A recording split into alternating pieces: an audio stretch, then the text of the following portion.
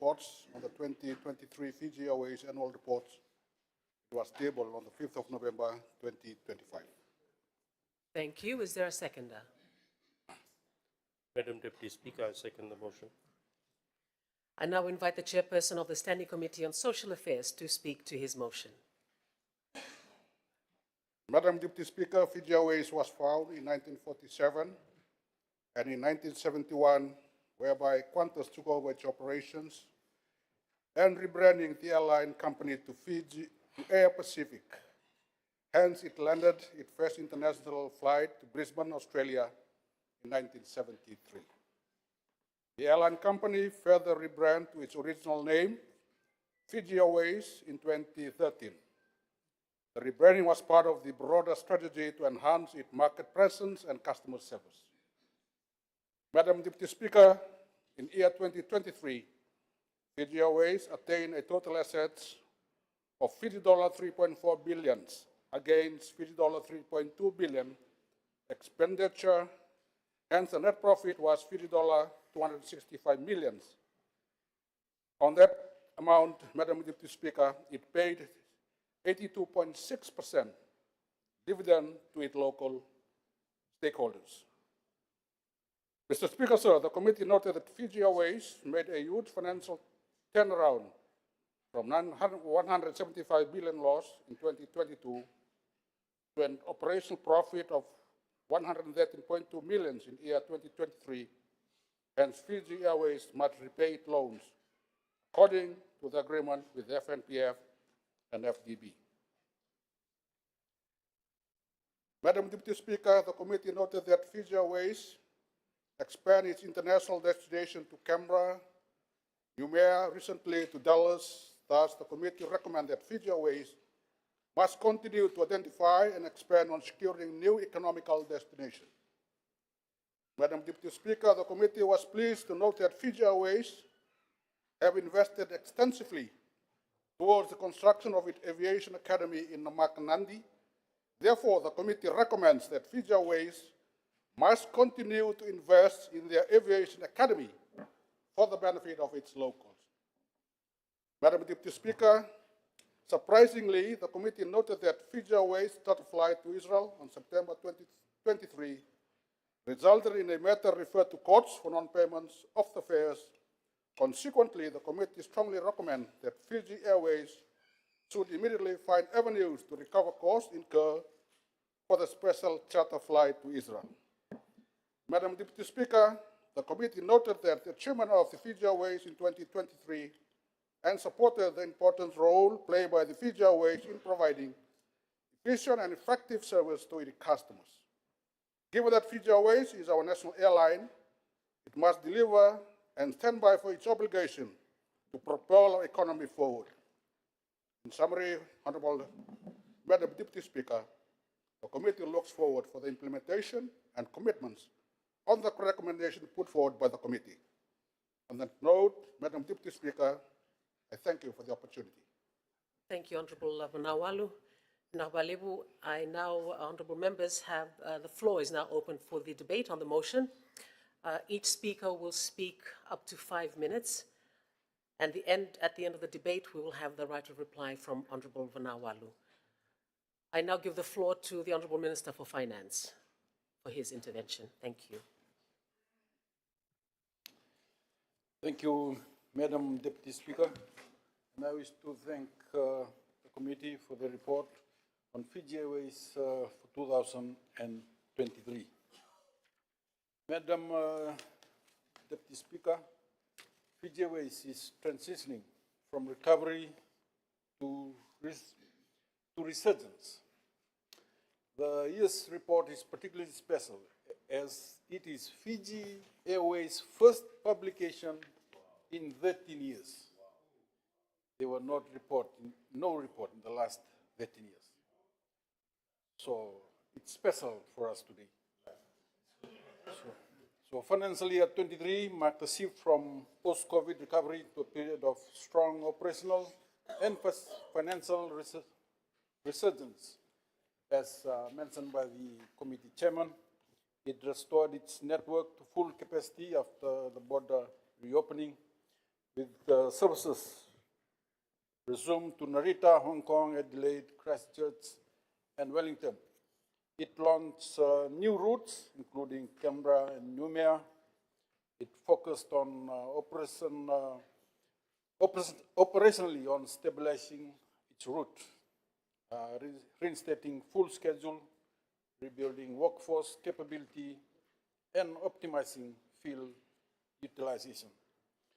For 2024, Fiji Airways is moving towards sustainable and disciplined growth, which provides solutions to some or most of the committee's recommendations.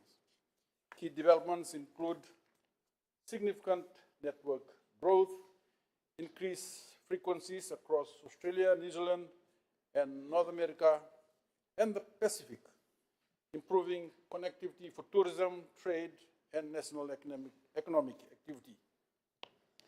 Fiji Airways continued to invest in long-term capability, including customer experience enhancement, digital system, and major expansions to the aviation academy.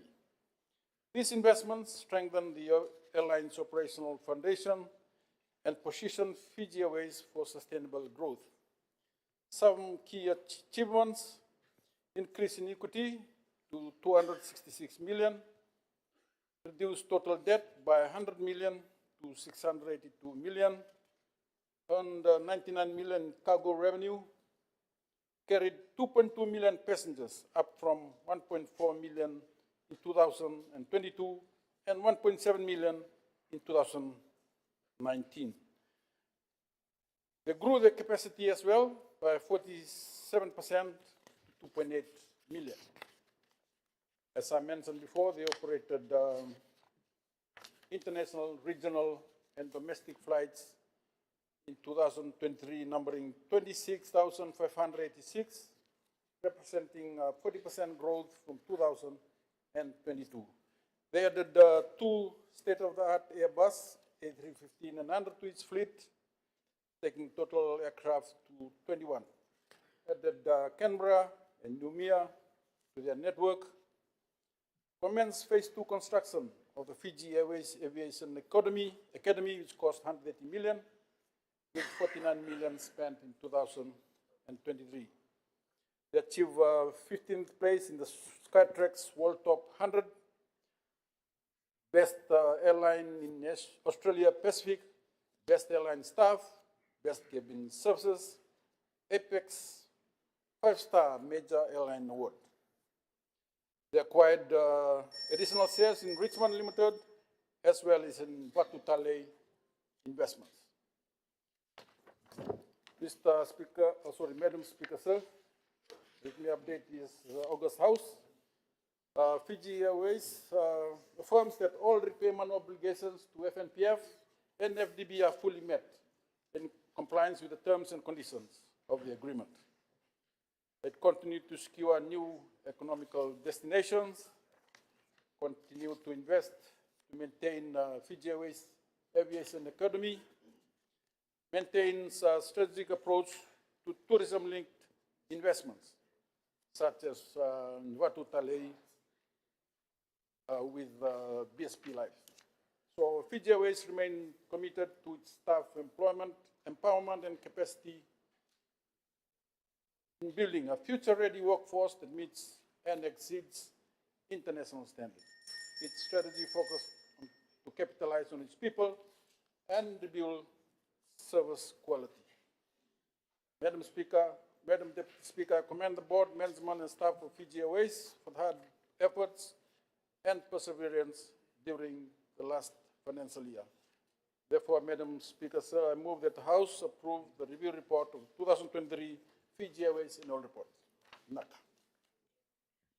Thank you, Honourable Minister. I now give the floor to the Honourable Viam Pillay.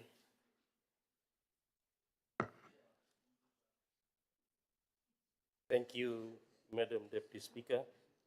Madam Deputy Speaker, I rise today to speak on the review report on the 2023 Fiji Airways annual report, and more broadly on the state of our national aviation sector, an industry that is the very lifeblood of our economy and our connectivity to the world.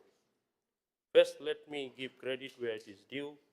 The report before us confirms that Fiji Airways achieved a remarkable record-breaking operational profit of $113.2 million and revenue of $1.8 billion in 2023. These are not merely numbers, they are a testament to resilience, strategy, and sheer hard work. Madam Deputy Speaker, we must also apply the necessary lens of history and accountability. We all remember the dark days of 2020. I remember the strong opposition in this House when the former government moved decisively to extend government guarantees and secure the future of our national airline. Let us be clear, if some in this House had their way, if their advice has been followed, Fiji Airways would not be around today. There would be no 1.8 billion revenue, there would be no dividends, there would be no national airline acting as the engine of our tourism industry. That is a fact, and that should humble every member when we discuss the future of vital asset. The achievement we celebrate today is built on a foundation of courageous political decision that saved our 2,000 Fijian jobs and preserved our economic lifeline. We must commend the airline's strategy, which, as the report confirms, was based on being future fit and investing in self-sufficiency. This includes the massive $130 million investment in the Fiji Airways Aviation Academy in Nadi, which now provides full flight simulator training for all fleet types. This academy is a powerful symbol of the long-term commitment to developing local Fijian talent. The push was and must continue to be to train and employ more Fijian pilots and engineers, reducing our reliance on overseas expertise and keeping those skills and those dollars right here at home. Madam Deputy Speaker, I now turn to a matter of immediate and grave concern, one that rips at the heart of our commitment to developing local aviators. Civil Aviation Authority issued a press release confirming the non-renewal of our domestic airlines aircraft maintenance organization certificate, effectively forcing the wrap-up of what we know as the nation's largest flying school, Pacific Flying School. Madam Deputy Speaker, to become a pilot in Fiji is not cheap. It is not something a family decides on a whim. These families have invested tens of thousands of dollars, their life savings, their land, their sacrifice to fund the dreams of their children. Dreams of becoming a Fiji Airways pilot, trained and flying for their own country, and now where do they go? Where are the students who were promised a future in aviation going to complete their expensive, time-critical training? Madam Deputy Speaker, the CAF statement is clear. No operational or commercial consideration can override the requirements to meet safety standards. I agree, Madam Deputy Speaker, safety is paramount. But the statement goes on to say the Minister respects the regulator's legal independence and will not intervene in operational safety decisions. This is not about the intervening in safety decision, Madam Deputy Speaker. This is about the human cost of a regulatory decision. This is about accountability and transparency. The Minister may not intervene in the decision, but he is certainly accountable to this House for the disruption caused to Fijian families and the future pipeline of our national airlines talent pool.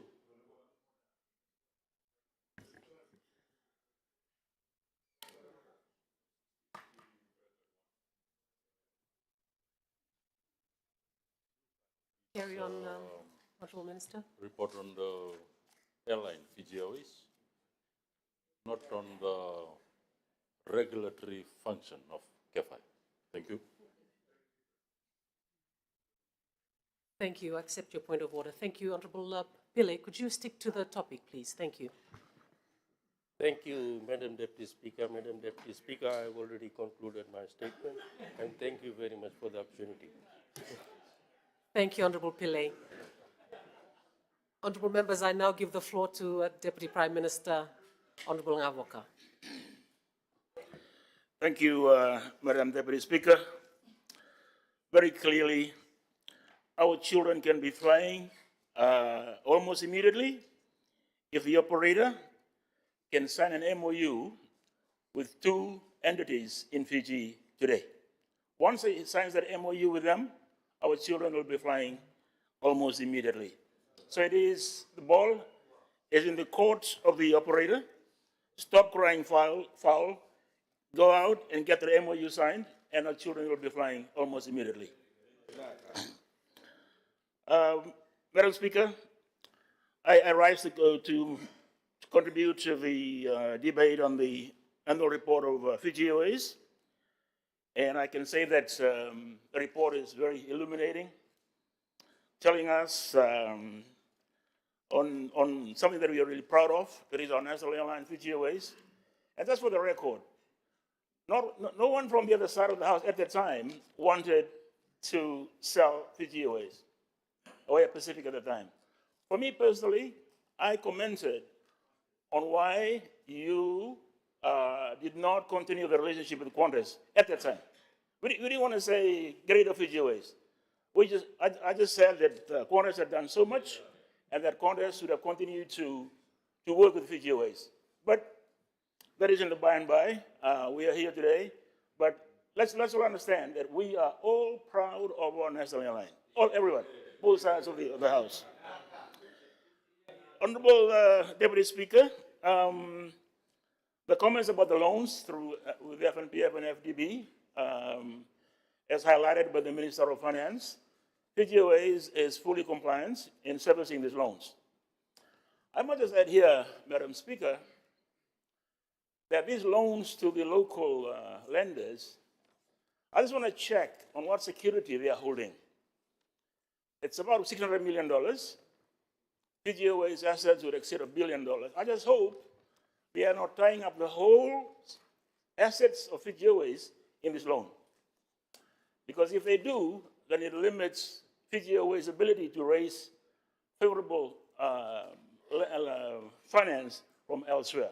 I'd like that to be put on record, because I think our local lenders tend to overdo their security part of the equation. Madam Speaker, just some comments on how they help marketing. As noted in the report, Fiji Airways spends about $70 million a year on Destination Fiji, promoting it. So if Fiji Airways $70 million, Tourism Fiji about $35 million, and the other operators spend 4% of their gross receipts. So Fiji will be spending more than $100 million a year on marketing. And that's what we need to have, Madam Speaker, to compete in this day against much bigger destinations. Fiji needs to spend that kind of dollars to continue with what we see in tourism today. And Fiji Airways is very much playing its role in that sense. Also, Madam Speaker, the comment about investment in the academy for training, for flying, that is very well founded. It is something worthy to continue to pursue. Today, Fiji, Nadi, is a center of aviation in the Pacific. Somebody went there recently and saw the whole complex was speaking in French, because these were the pilots from French Polynesia who fly ATR, who came to Nadi to train for the ATR in the simulators in Nadi. So we're becoming the center of gravity in terms of aviation, and Fiji Airways is very much part of that, making us proud in that area. That is why, again, I say, we cannot compromise on CAF, on the standards that it observes, because it will impact on our standing as the hub of aviation in this country. So I would urge us all to support CAF, and we have a way out, as I stated from the beginning. And once you do that, everything will be cozy in here and strengthening our aviation, and by extension our tourism industry, which, as we know, is now 42% of our GDP. This was confirmed over the last couple of days in the function that we attended in Nadi.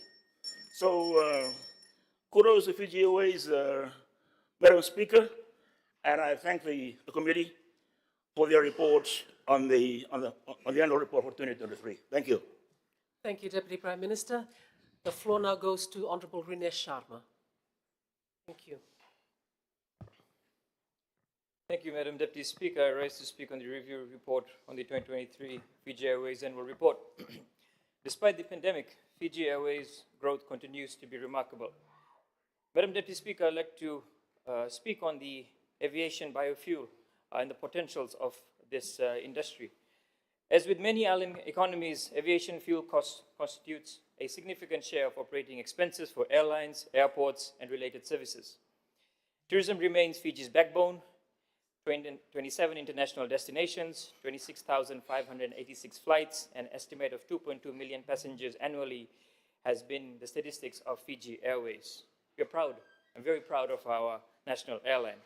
But it can be said that Fiji Airways spends almost $1 billion annually in fuel consumption. In order to increase profits, Fiji Airways needs to reduce its expenses, and its greatest expense is fuel. And all of us, as legislators, I think we need to find concrete solutions to aviation fuel.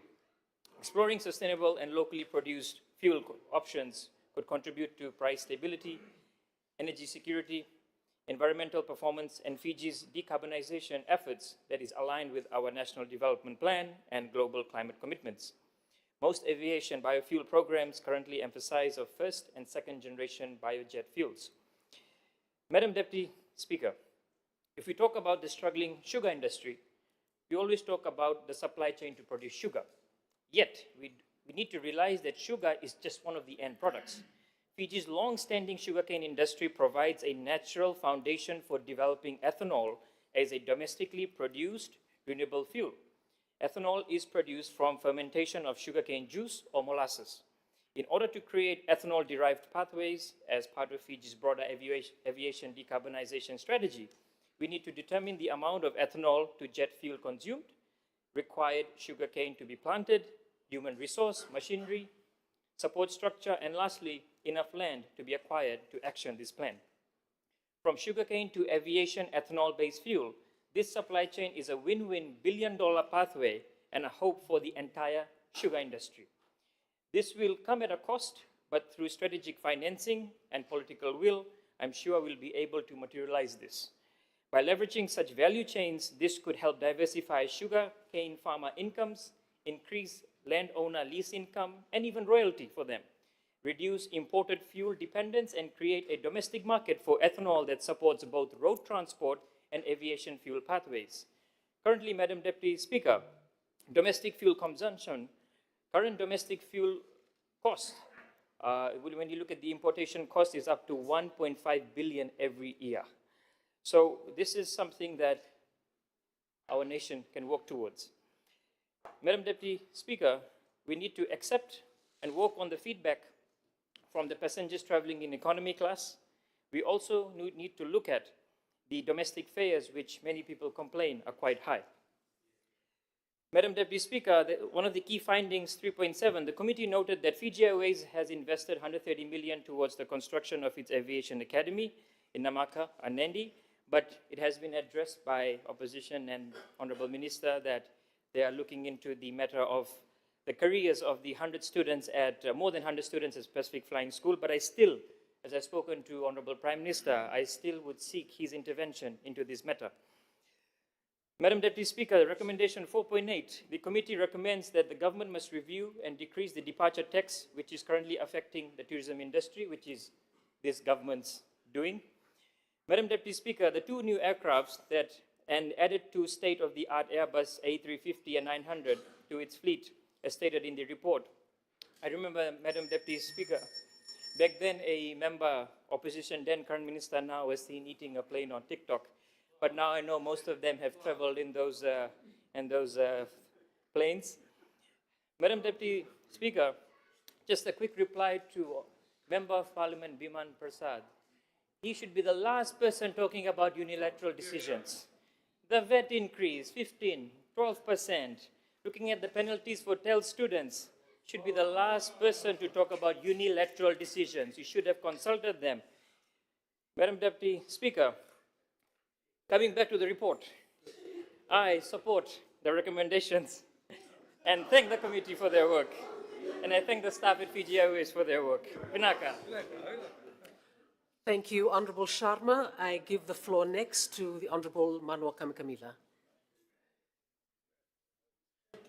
Madam Deputy Speaker, I thank you for the opportunity to contribute to the motion before the House on the review of the 2023 Fiji Airways financial report.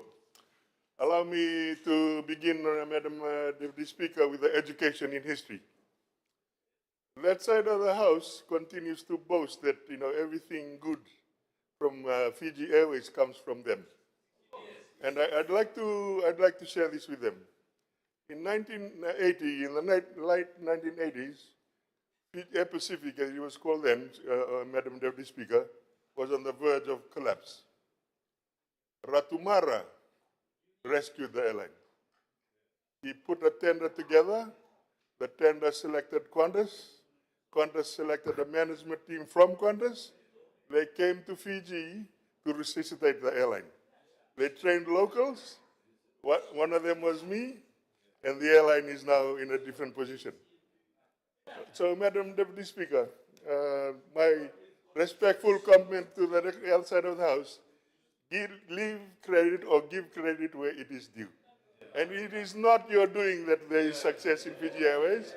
It is from Ratumara's time. And I thought I'd just make that very clear, Madam Deputy Speaker, because we continue to hear this. It's all it's all to our credit, and sometimes it gets a bit tiresome, Madam Deputy Speaker. Few things that were done at that time, which actually have transformed the Fijian economy, Madam Deputy Speaker. This is Ratumara's time. One, they decided to relocate the airline to Nandi. They closed down the no-sorry operations and relocated to Nandi. Nandi is now what it is today because of that decision, Madam Deputy Speaker. Secondly, they shut down domestic aviation.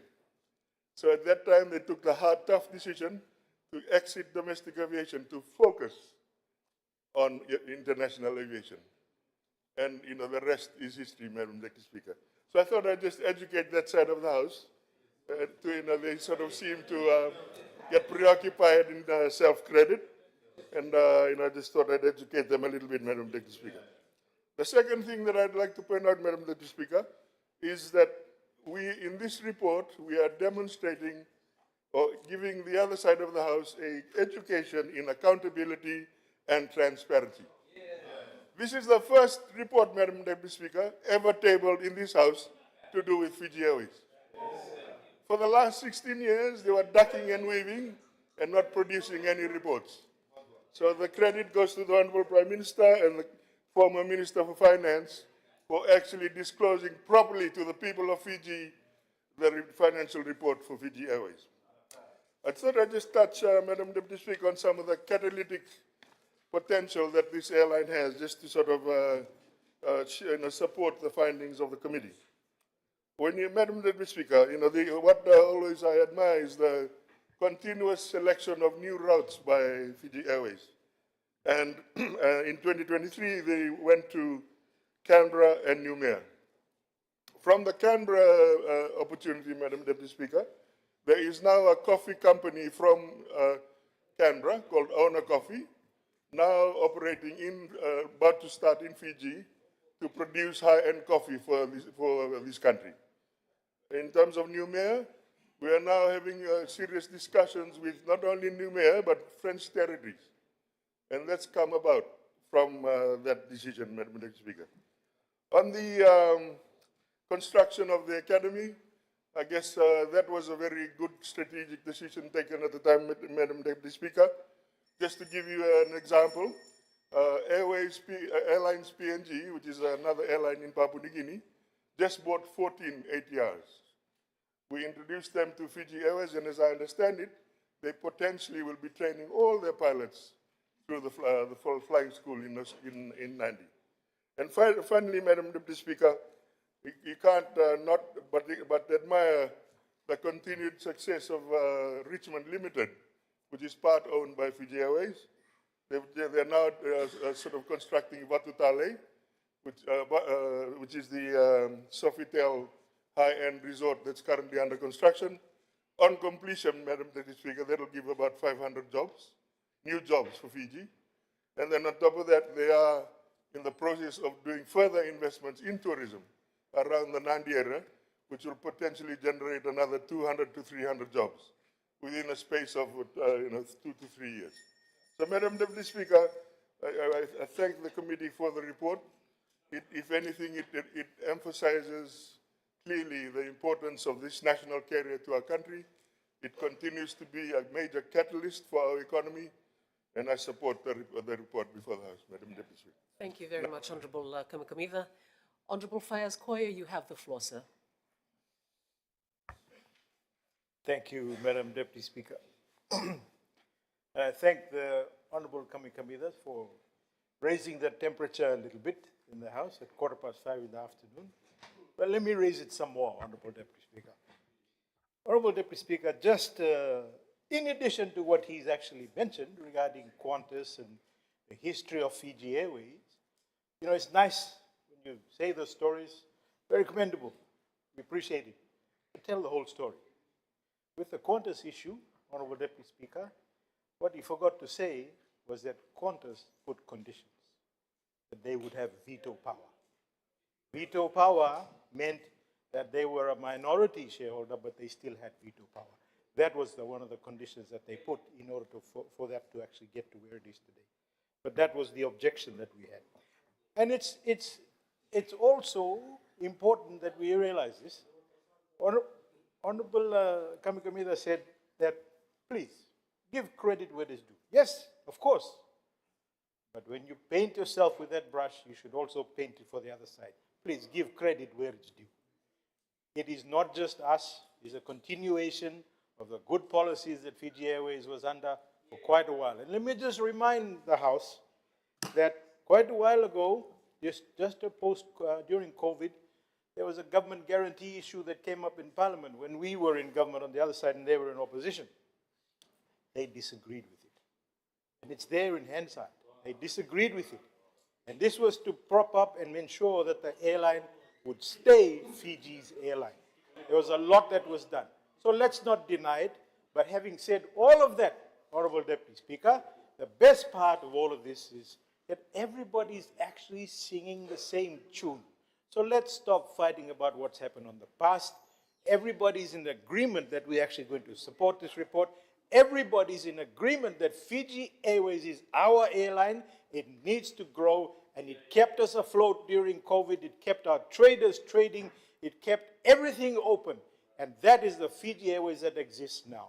The report actually has a lot in it that is actually positive, and Honourable Kamikamida just spoke about it. The Aviation Academy, we are going to invest more. The aircraft that has come in, the A350s.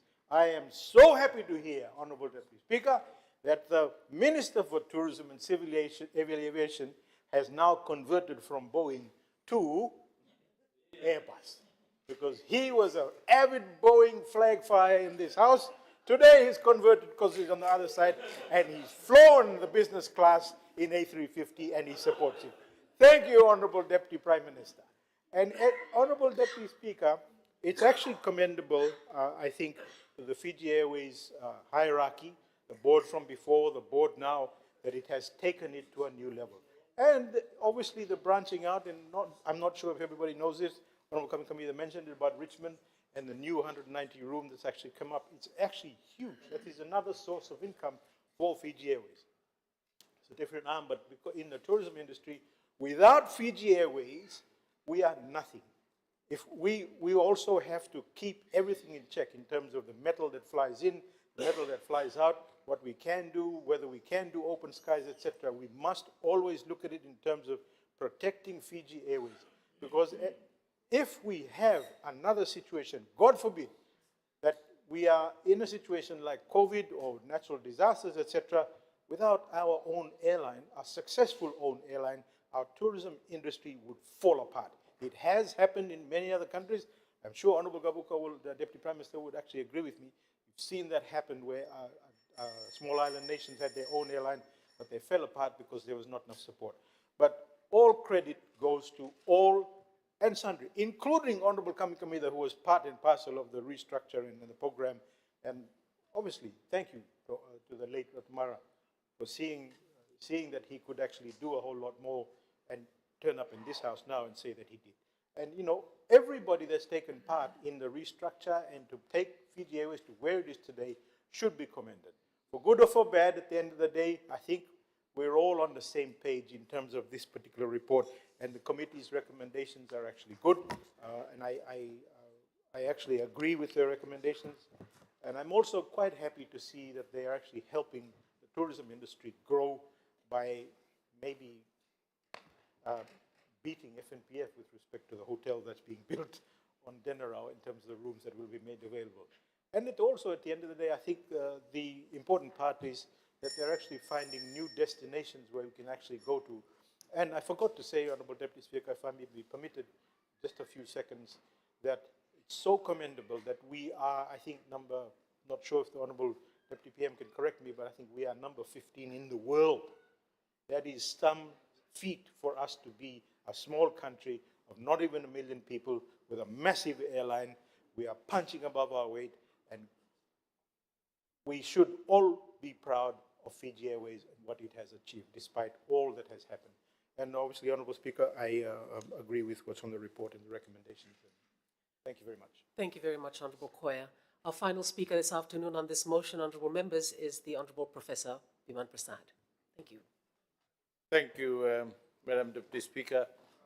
Madam Deputy Speaker, the fact that we are having such a robust, decent debate on Fiji Airways and its operation is actually a credit to this government, because when we were in opposition, when we were questioning the guarantee, when we were questioning what was happening in Fiji Airways, government as a majority shareholder, this is precisely what we are saying, that get the annual report tabled in Parliament. And we promised that we will do that when we are in opposition, and this is exactly what we have done coming into government. Credit must also be given to this government, Madam Deputy Speaker, because we facilitated, worked with the board appointed by the previous government, the CEO by the previous government. We provided a very, very smooth, careful transition, not only in terms of the relationship with the government and the way the airline was operating, but also making sure that all the workers who were unfairly, in some instances, treated by the company and the government previously through draconian laws during COVID, were all transitioning back to job. And today, Madam Deputy Speaker, one of the happiest group of employees in this country are the employees of Fiji Airways. And that's what this government has done. The other point that I want to make, Madam Speaker, and both the Honourable Minister of Finance and Honourable Kamikamiya made, is that we made sure that Fiji Airways government as a majority shareholder, is able to provide that transparency, that accountability, so that there is a national movement, there is a national ownership, there is a national advocacy and support for this important company, which is our national airline. Madam Deputy Speaker, it is also very important for us to understand that Fiji Airways as an entity, as a company, is not just a private company, but it is an entity that facilitates the broader economic fabric of our country, which is tourism. But we have to understand also that when an entity like that is supported by government, government guarantees their borrowing, then this is what we expect, this is what the taxpayers expect, this is what the people expect, transparency and accountability, and that can only be done through annual reports presented to Parliament. And today, this is a happy occasion. This is a happy occasion because the people out there also can see that this is a Parliament which actually debates, which looks at where this government, a majority shareholder government company is going. I know Honorable Rinesh Sharma talked about departure tax. He's probably forgotten, he's new, but he does create, he's probably forgotten that departure tax in 2010, in fact, it was increased from $20 by his previous bosses to $40, 2009, $75, 2010, $100, 2012, $150, 2014, $200. And today he's talking about the fact that we actually increased the departure tax. Yes, we increased it, but it's not even 200 yet, Honorable Sharma. I know this is what he does. He goes in around Lotoka and tells all these lies that the government has increased the VAT, government has increased the tax. No, Madam Deputy Speaker. The transition that we've made in terms of the departure tax, in terms of where Fiji Airways sits today, is a very, very considered decision by the government to support the airline, to support what's happening around the economy of the airline and the broader economy, which is tourism and those related to it. Madam Deputy Speaker, I want to take this opportunity to thank the chair of Fiji Airways, the board members, the former CEO. We have a new, very competent appointment in a new CEO today, and we are very confident that the way in which government has supported Fiji Airways in a transparent, accountable manner, that Fiji Airways will grow and will play a very, very important role in the economic fabric of this country. Thank you, Madam Speaker. Madam Thank Deputy you very Speaker. much, Honourable Professor Prasad. And before I call upon the chairperson of the Standing Committee on Social Affairs to speak in reply, I'd like to welcome back to the House and from the sidelines Honourable Usamate and Honourable Alvik Maharaj, whose suspension ended about 3 minutes ago. Thank you, Honourable Members. Vinaka. I call upon the chairperson of the Standing Committee on Social Affairs, the Honourable Ilyas Vanawalu, for his right of reply. Thank you, Madam Deputy Speaker. The committee noted the positive and the negative contribution made by the members during this debate on the review report of 2023 Fiji Airways Annual Report. Madam Deputy Speaker, I take this opportunity to thank the board members, executive management and staff of Fiji Airways for their commitments, dedication and unwavering support, which have been instrumental to the successful operation of our national courier. Madam Deputy Speaker, I humbly request Fiji Airways for the successful implementation of the recommendation put forward by the Standing Committee on Social Affairs. Madam Deputy Speaker, I support the motion before the House. Thank you, Madam. Thank you, Honourable Vanawalu. The Parliament will now vote to note the content of the report. Does any member oppose the motion? Thank you, Honourable Members. As no member opposes, the motion is agreed to unanimously. We move on now, Honourable Members. I now call upon the chairperson of the Standing Committee on Natural Resources, the Honourable Kalbati Ravu, to move the fourth motion. Thank you, Madam Deputy Speaker. I move that Parliament debates the consolidated review report on Water Authority of Fiji annual reports for 2019, 2020, 2022, 2021, and 2021 to 2022, which was tabled on November 5, 2025. Thank you, ma'am. Thank you. Is there a seconder? Thank you, Madam Deputy Speaker. I beg to second the motion. Thank you, sir. I now invite the chairperson of the Standing Committee on Natural Resources to speak to his motion. Madam Deputy Speaker, I rise as a chairperson of the Standing Committee on Natural Resources to present the committee observation on Water Authority of Fiji annual reports for the 2019, 2020, 2020-2021, and 2021 to 2022. This committee review report was tabled recently in Parliament on Wednesday, 5th of November, 2025. The report provides a comprehensive overview of WAF's operation during a challenging period for the nations, marked by pandemic disruption, aging infrastructure, and financial pressure. The committee acknowledged the authority's achievement, notably WAF expanded connection, maintain essential services, and continue key rehabilitation works.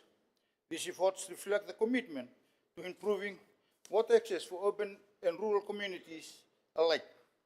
However, there are important concerns that warrant parliamentary scrutiny. Firstly, timeliness and completeness. The audit financial statement remains an issue. The Audit General has highlighted delays. The committee will seek firm commitments on delivering reliable accounts promptly. Secondly, non-revenue water losses due to leaks, theft, and billing inefficiency continue to be high. Reducing the losses is critical for financial sustainability and service reliability. Cybersecurity is another concern. While national coverage has improved, rural, remote, and informal settlement still face gaps. The Water Authority of Fiji maintains a highly reliable standby operation system, ensuring continuity of service during power interruption and natural disaster through the use of backup generators and robust emergency protocols. We also note that needs for improvement transparency in project delivery, governance, and procurement processes. Clear reporting on major capital projects, the status timeline, and budget use will be essential for public accountability. In closing, Honorable Deputy, Madam Speaker, access to fresh, reliable, and affordable water is fundamental to the public health, economic development, and climate resilience. The committee will continue to work with the WEF and the Ministry to ensure stronger transparency, better project delivery, and improved services for every Fijian. Thank you.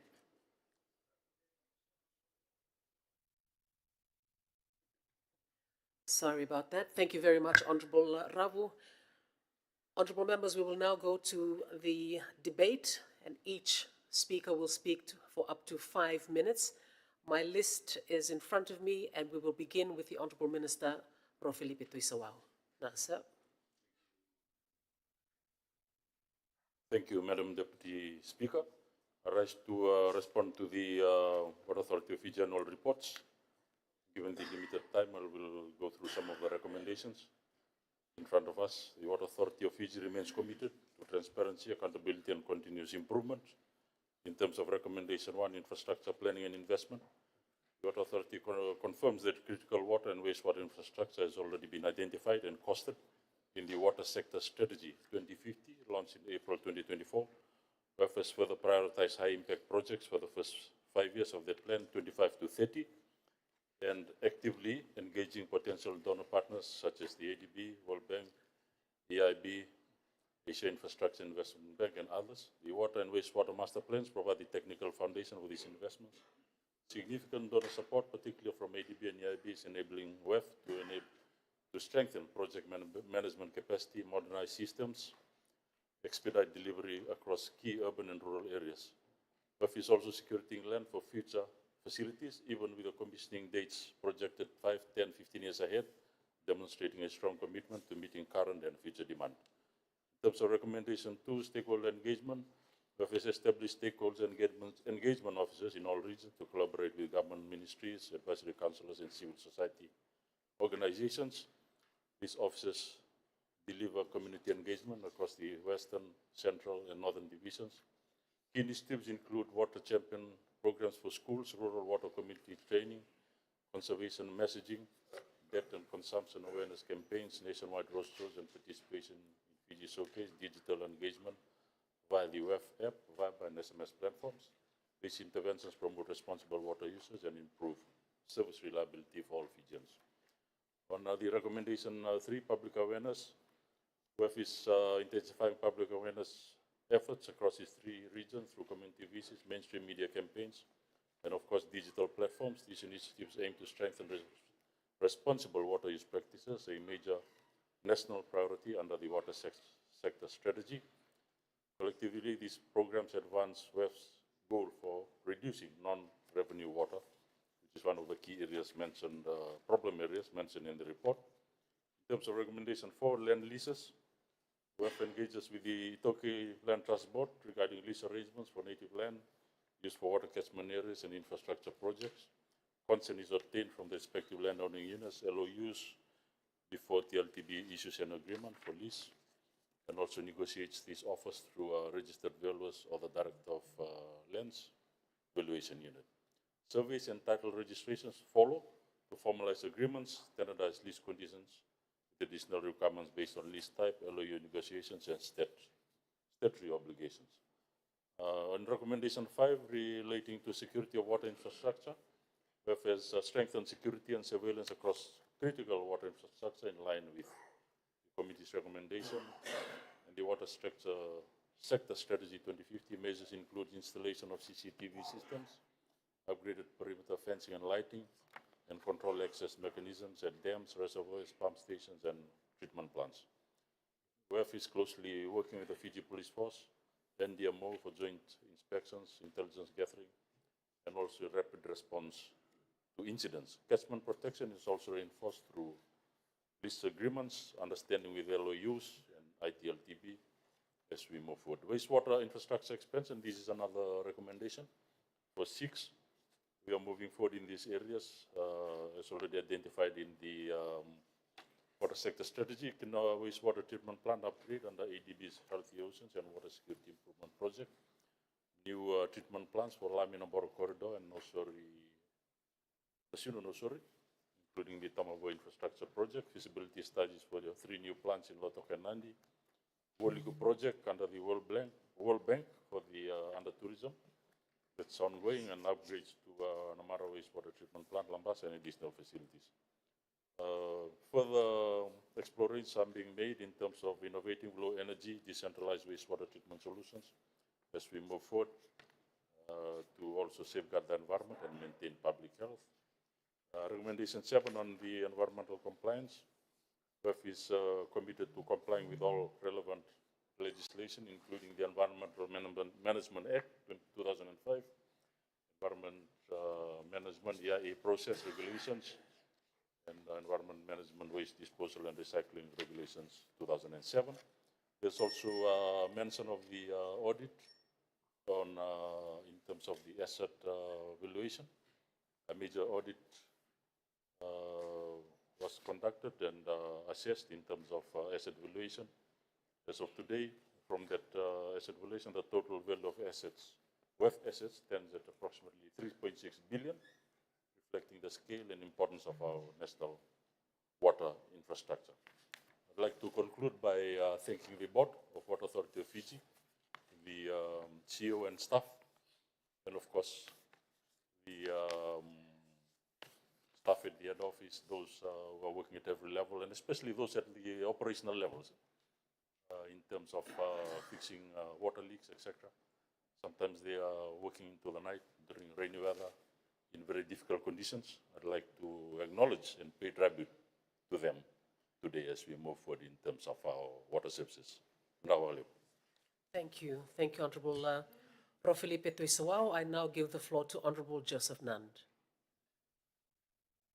Thank you, Madam Deputy Speaker. I rise today to speak on a matter that it is not just critical to our national development, but fundamental to the dignity of every Fijian family, the state of our water supply.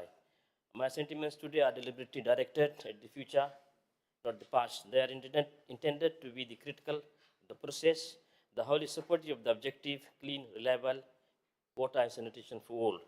The Water Authority of Fiji has a dedicated and hardworking staff, and you must acknowledge the efforts on the ground. But good intention, Madam Deputy Speaker, are no substitute for solid, accountable execution. We have just completed a deep dive into Water Authority of Fiji operations over several years. a period marked by massive investment and chronic failures. We must not talk plainly about the missing link, the executable plan. For years successively, Water Authority Fiji's annual reports have flagged one extreme risk, and that is aging infrastructure and non-revenue water. The non-revenue water figure, the water lost before it ever reaches paying customer, is apparently reported at about 45%. Nearly half of our treated water vanishes into the ground because we failed systematically to replace pipelines built decades ago. So when we inject new capacity into old arteries, the old arteries rupture. We have invested hundreds of millions to fill the cup, only to watch half of it spilled into the dead. This is not progress. This is an expensive failure of sequencing and priority management. This parliament approved the funding for set renewal, yet the infrastructure gave way exactly where Water Authority Fiji's own risk analysis predicted. Madam Deputy Speaker, it is public knowledge that a staggering 75% of our people in rural communities still do not have access to clean water. Madam Deputy Speaker, in 2025, after decades of national planning and endless efforts, 3 out of every 4 Fijian in the rural area are still drinking water that is not clean, not safe, and not reliably supplied. This is a public health crisis and a moral failure. We are asking the government to secure funds to deliver basic fundamental rights of clean water to the majority of its rural population. We talk about Water Sector Strategy 2050, a plan spanning 25 years and costing a proposed 8.5 billion. It is a bold vision, but what good is a vision of 2050 when in reality of 2025 is broken pipes and cutted water? Madam Deputy Speaker, as an opposition, we are ready to be supportive, but we demand accountability. We need a clear, actionable, cross-generational water action plan that transcends the electoral cycle. We need a plan that is brutally honest about the phasing. Number one, stop the leakage, a dedicated, hyper-aggressive plan to reduce non-revenue water to below 25% in 5 years, prioritizing the replacement of each pipe that breaks every time a new scheme is commissioned. And number two, rural equity, a fully funded, legally binding scheme for achieving the rural water supply master plan. We need milestones, names, and delivery dates for the 73% of our rural population. Madam Deputy Speaker, the last point is financial reality. We support the objective of our Water Authority's financial autonomy, but that requires a realistic traffic plan, review, and a crackdown on the nearly $30 million in outstanding areas. That is not about politics, this is about governance. Our citizens deserve better, and then administration that spends time lamenting our inherited problems instead of solving them. At this juncture, Madam Deputy Speaker, I wish to draw Honourable Minister's attention to the frequent water cuts at Dubu settlement. That is about 3,000 residents, 4 villages, a secondary school, that is Dubu College, primary school, Nendovi Primary School, a health center, FSC sector office, and mini Dubu town, that has 23 registered business. Also, Madam Deputy Speaker, early morning, there's a low water supply in Old Sarah settlement, which has about 2,000 residents. Imagine the frustration of children, mothers, and workers who get ready to go to school every day, and the last thing they want is low water pressure in the pipes. That has been ongoing for a number of years. I urge the Water Authority Fiji to immediately look into this and provide a solution before this Christmas and festive season. The people of Singatoka deserve better. We must resolve today to finalize a pragmatic plan to deliver water to every Fijian and finally move this nation past the shame of 73% of rural water deficit. The time for lament is over. The time for action is now. Thank you, Madam Deputy Speaker. Thank you, Honourable Joseph Nund. I now give the floor, Honourable Members, to the Assistant Minister, Honourable Inosi Kurindrani. Thank you, Madam Deputy Speaker. Madam Deputy Speaker, I will be brief. My response will focus on recommendation 5, and it reads, the committee recommends that WEF engage in a consultation with stakeholders, landowners, to provide standardized lease agreements for water catchment areas, infrastructure, and development projects. Madam Speaker, before I speak on the recommendation, I join the Honourable Minister for Infrastructure in acknowledging the work done by the Water Authority staffs and management. I do really appreciate their work ethics, their commitment, and resilience. And I thank them for the hard work that they've been doing despite of the constraints in resources that they are facing. Madam Speaker, to speak on the recommendation, I believe this is an area where the past government has failed to design a special lease for catchment zones. Based on the visits that we have done in most of the WEF stations, the complaints by the employees, the regular interference of the landowners to the stations that affects their work. And I believe the motive was that they are not happy with the lease agreement that they were being given. So, Madam Speaker, I believe the current lease agreement does not really reflect the importance of water in our lives. We all understand the importance of water in our lives, in our community, in our social and economic development. Without water, we are nothing. So the lease needs to be designed in such a way it reflects the importance of water. And I believe that is where the previous government has failed, to design such a lease to reflect the importance of water. Madam Speaker, as I've said, I will be brief, and I'm glad that the current government, the current minister, and his stakeholders are working to redesign a lease specifically for water catchment zones to reflect the importance of water. We all understand the lease for hotel lease, the landowners get a 4% return on the gross turnover of the hotels. Why can't we do that to the lease for the water catchment area? This is a sort of investment for the landowners. They will forego the lease for hundreds of years. The generations to come, they will not touch their land. So I begged the committee and the minister if they can relook at the lease as they are doing at the moment, but consider some of the principles that are also in other leases, like the hotel lease, where a certain percentage of gross turnover need to return to the landowners for their livelihoods. Thank you, Madam Speaker. Thank you very much, Honourable Kurindrani. I now give the floor to Honourable Vijay Nath. Thank you, Madam Deputy Speaker. Madam Deputy Speaker, as a member for the Standing Committee of National Resources, I rise to speak in support of the Consolidated Review Report on the Water Authority of Fiji Annual Report from 2019 to 2022, a report that reflects months of careful scrutiny, extensive consultation, and a genuine commitment by the committee to serve our people. Madam Deputy Speaker, our committee undertook this review with one purpose: to understand the challenges affecting water delivery in Fiji and to provide practical and achievable recommendations that can improve service delivery to all Fijians. Throughout this review, we heard from stakeholders, examined performance trend, and analyzed Water Authority of Fiji's progress over the 3 financial years. What became clear is that water security remains one of the Fiji's most pressing development issues, and the finding of our committee affirms that urgent need for accelerated reform and implementation. Madam Deputy Speaker, our committee observed significant aging infrastructure across country, old pipes, undersized system, and treatment plants long overdue for upgrade. This weakness the root cause of many of the disruption our committee faces. That is why we have strongly recommended that Water Authority prioritize infrastructure rehabilitation, especially in high-risk area and high-density population. As a committee member, I fully endorse this recommendation and urge WEF to move quickly to reduce future failures and cost. Madam Deputy Speaker, the committee repeatedly had concern over slow response time to water outage, leak repair, and burst mains. We therefore recommend enhanced communication system, better tracking, and strong coordination between local authorities. I want to emphasize timely updates are not optional. Madam Deputy Speaker, people have a right to know what is happening when water is cut off for hours or days.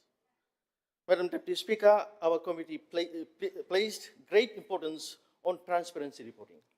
We have recommended clearer justification for projects delay, cost verification, and cost variation, and timeless for water project on hold. Madam Deputy Speaker, transparency will restore public confidence. As a committee member, I urge WEF to publish progress update regularly and ensure that all major decisions are communicated effectively. Madam Deputy Speaker, the committee paid special attention to communities outside the urban centers. Mainly rural household continues to struggle with inconsistent water supply and inadequate infrastructure. We have recommended that WEF prioritize service delivery for vulnerable communities, and I strongly support this. Madam Deputy Speaker, no Fijian should be left behind, especially because of geography.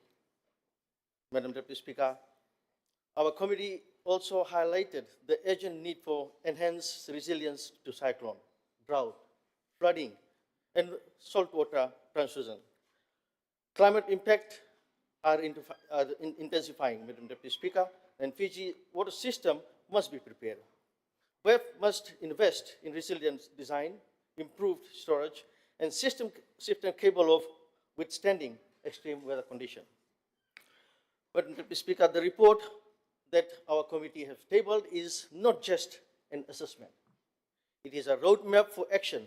As a member of the committee, I now call on Water Authority of Fiji to, one, implement our recommendation with agency, publish clear timeline for major upgrade, provide progress update to Parliament and the committee, engage more effectively with communities and stakeholders, ensure equitable water supply across all divisions. Madam Deputy Speaker,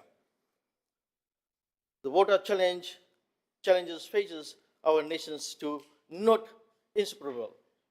This is with decisive leadership and swift action, WEF can deliver the reliable, safe water to all the Fijians that deserve.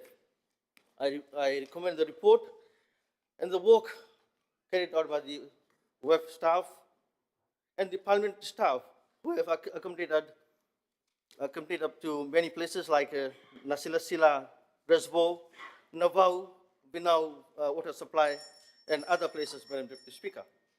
And I urge WEF to act quickly and continue with this development plan network to meet its contribution to National Development Plan. I thank you, Madam Deputy Speaker.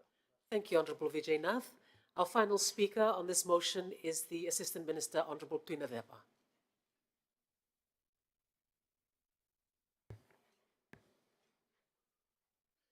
Thank you, Madam Deputy Speaker. I rise to contribute to the debate on the report before the House. I'm also standing here wholeheartedly supporting the statement delivered by the Honourable Minister and to reinforce our Ministry's collective commitment to building a water sector that truly meets the needs and the aspirations of our people. As I reflect on the committee's finding, particularly on recommendations 7, 8, and 9, I am reminded that water is not just an essential service. It is a lifeline for every Fijian, every family, every community, and every future generation. Madam Deputy Speaker, recommendation 7 speaks on improving governance, strengthening compliance, and lifting accountability.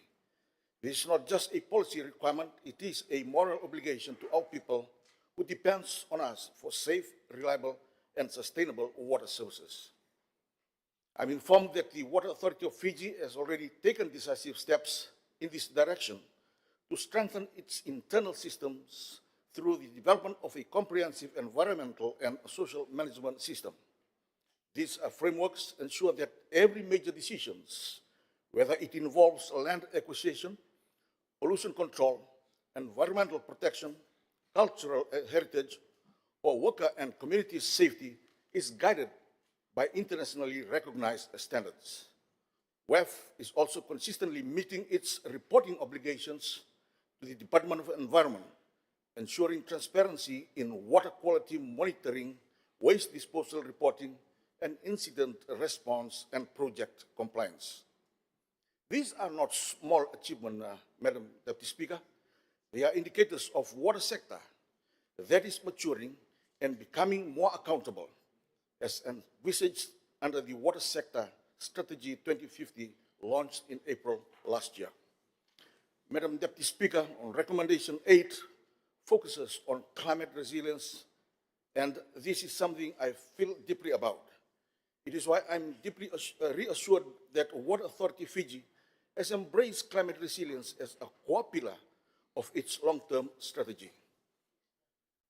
They have been progressing major upgrades to flood management systems, improving the resilience of pipelines in high-risk areas, and expanding the use of modern technologies such as the telemetry stations, automated water level sensors, and LiDAR-based watershed mapping to better understand and protect our water sources.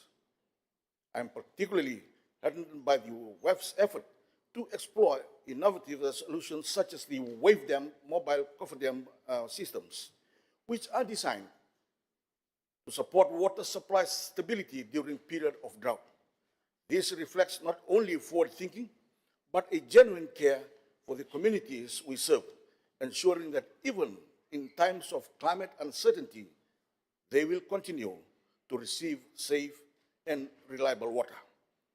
Madam Deputy Speaker, on recommendation 9, calls for development of standard operating procedures to strengthen coordination among all stakeholders before projects commence.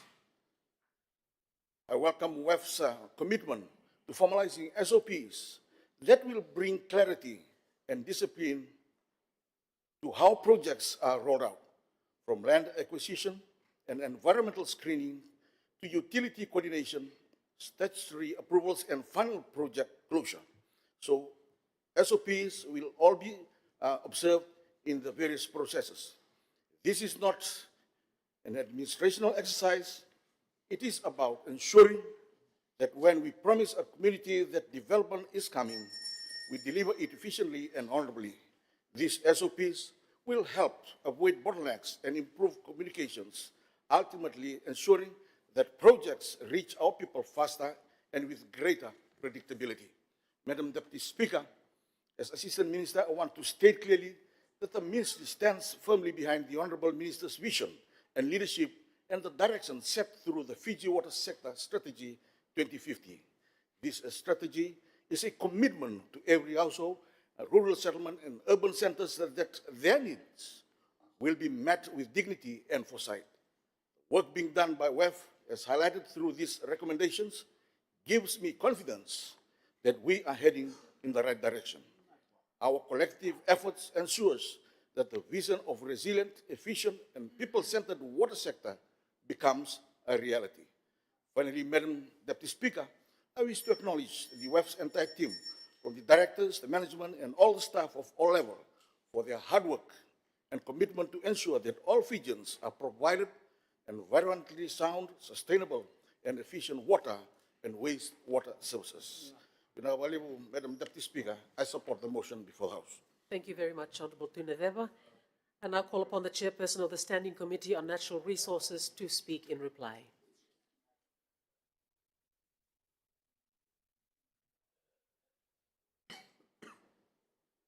Madam Deputy Speaker, I wish to thank honourable members for the positive and valuable contribution to this consolidated review reports in the Water Authority for the period of 2019-2022.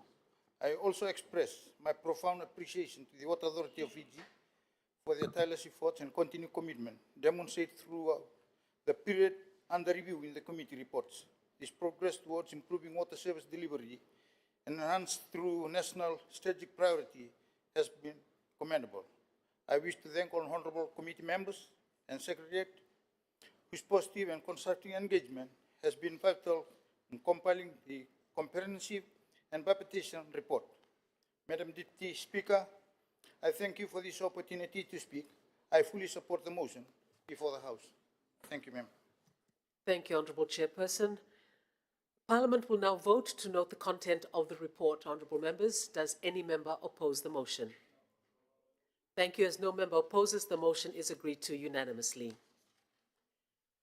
Honourable members, I now call upon the Chairperson of the Standing Committee on Public Accounts, the Honourable Mano Kamikamida, to move the fifth motion.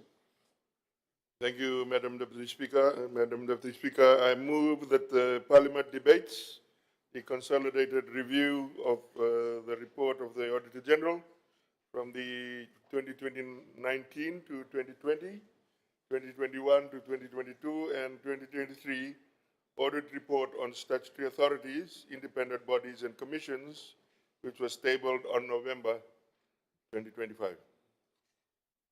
Thank you. Is there a seconder?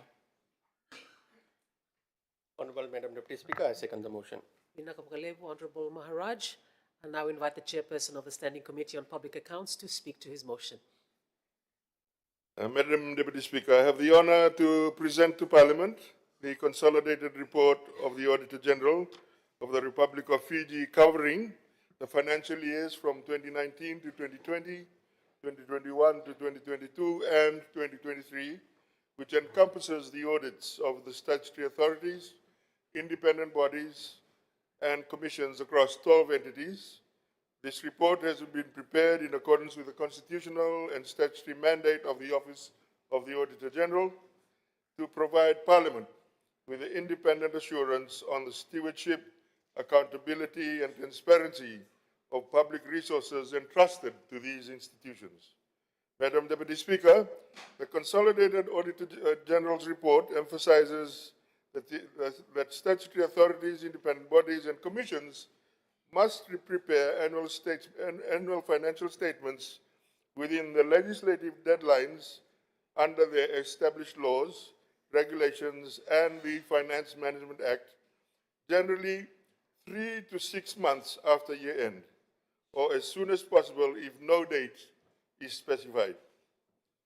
Madam Deputy Speaker, entities are required to comply with the international financial reporting standards and relevant legislation, yet audits of 27 statutory authorities, 8 commissions, and 1 independent body revealed significant shortcomings.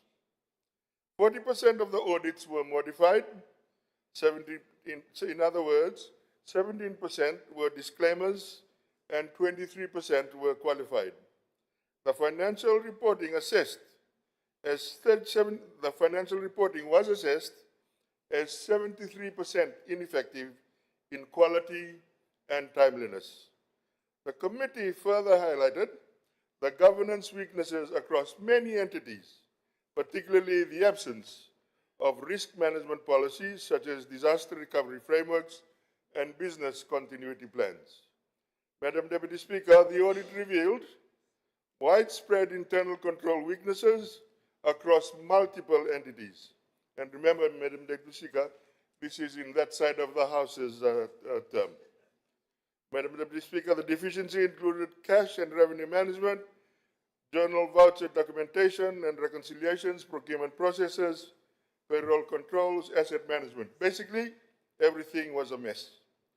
Significant issues were also noted in the timeliness and quality of the financial reporting, outdated or inadequate policies and procedures, weak corporate governance, poor records of management, and ineffective use of software.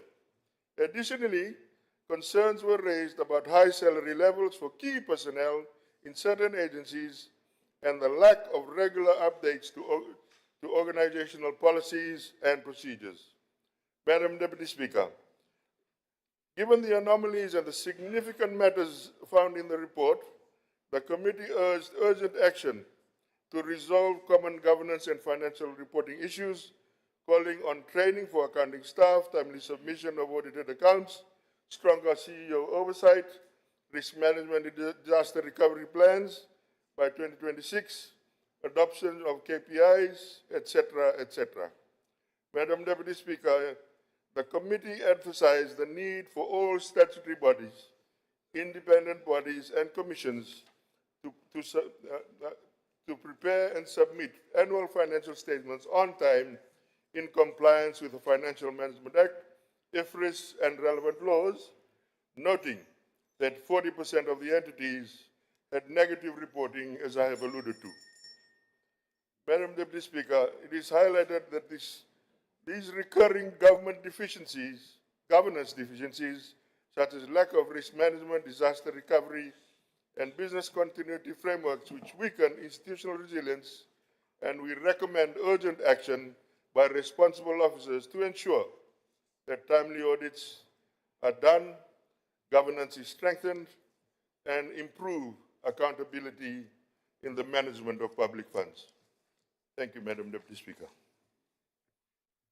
Thank you very much, Honorable Kamikamida.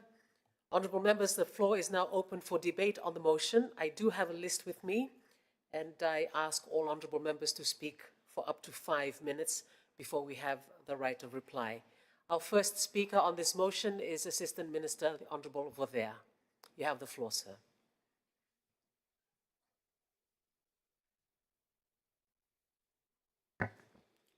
Madam Deputy Speaker, I rise to offer my contribution on the consolidated review of the Auditor General's report, parliamentary paper numbers 104 of 2021, 114 of 2023, and 184 of 2024, covering audits of 27 statutory authorities, 8 independent commissions, and 1 independent body, which are all condensed and consolidated into one single report.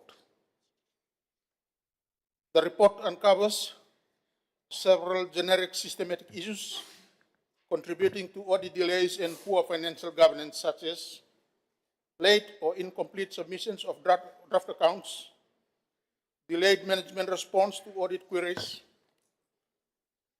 slow return of signed financial statements hindering timely audit opinions, failure to provide records, thus limiting audited scope, entities revising draft reports before resubmissions, causing further delays, unsupported account balances due to missing documents, inaccurate financial statements, revealing weak reporting systems, poor payroll controls leading to salary discrepancies, weak asset management, increasing risk of theft or misuse. The findings above reflect a broader need for structured financial systems and stronger internal controls. Some of the recommendations: immediate and appropriate attention be given to addressing issues which are raised in the audit reports prepared by the Office of the Auditor General,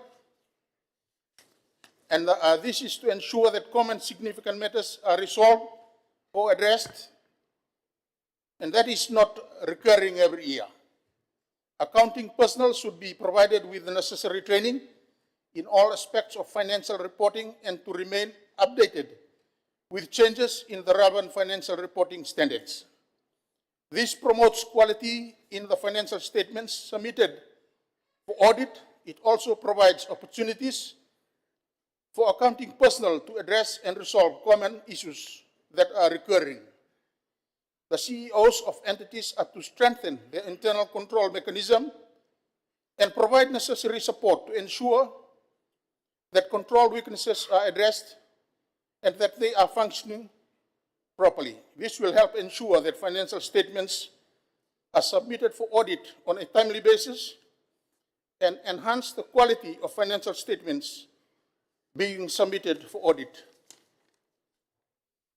The CEOs must ensure that entities submit annual reports, the auditor's report, and auditor financial statements as required by the relevant legislation and the Financial Management Act 2004.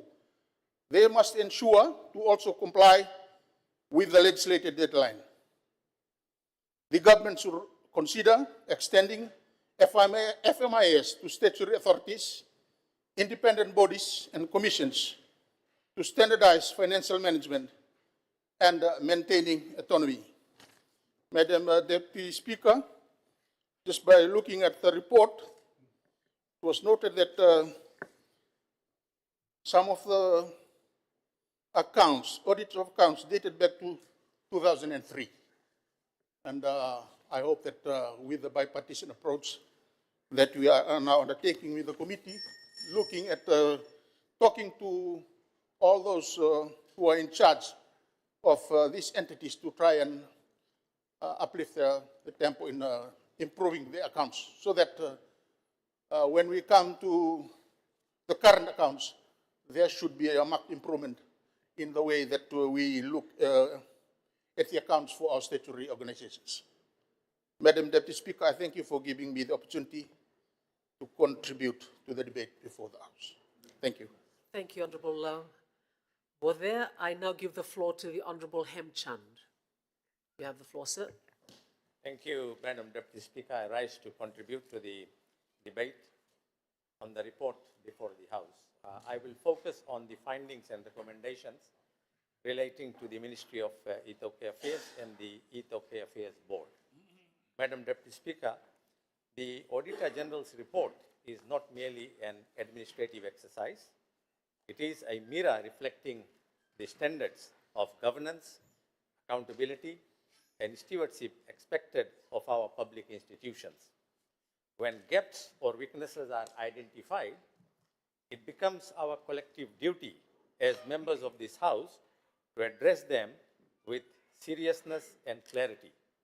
The recommendations concerning the Ministry of Ethiopia Affairs and the Ethiopia Affairs Board are significant because they relate to an institution central to cultural preservation, community development, and the well-being of the Ethiopia people. Allow me, Madam Deputy Speaker, to elaborate on the three key recommendations of the Standing Committee. First one, appointment of new CEO to clearly demarcate roles between the Permanent Secretary and the CEO of Ethiopia Affairs Board. Madam Deputy Speaker, the Auditor General highlights a long-standing governance challenge, an unclear distinction between the roles of Permanent Secretary of the Ministry and the Chief Executive Officer of the Ethiopia Affairs Board. This is not a minor administrative issue. Where responsibilities overlap, accountability is diluted. Staff become uncertain about reporting lines. Decisions are delayed, and service delivery to the grassroots suffers.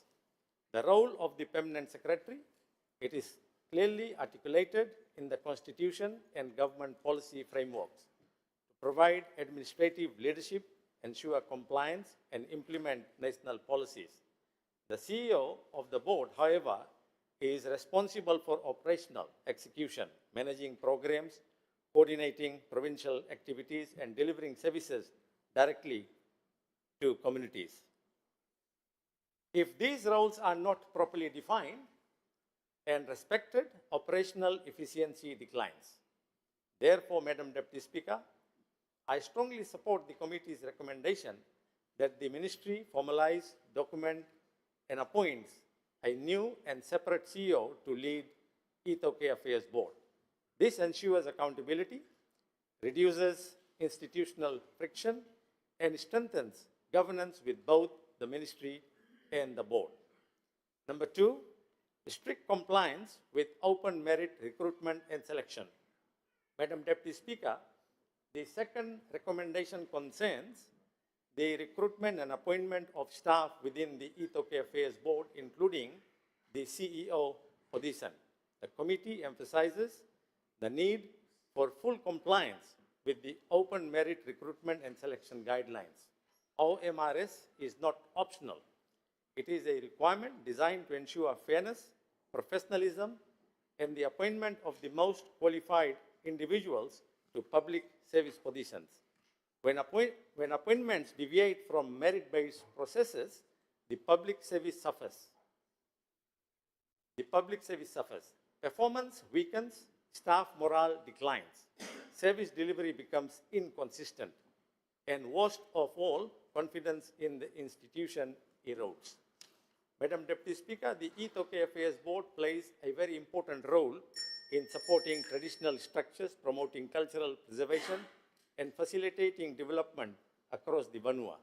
It is imperative that those entrusted with leadership and technical roles are appointed strictly on merit, competence, and proven capability.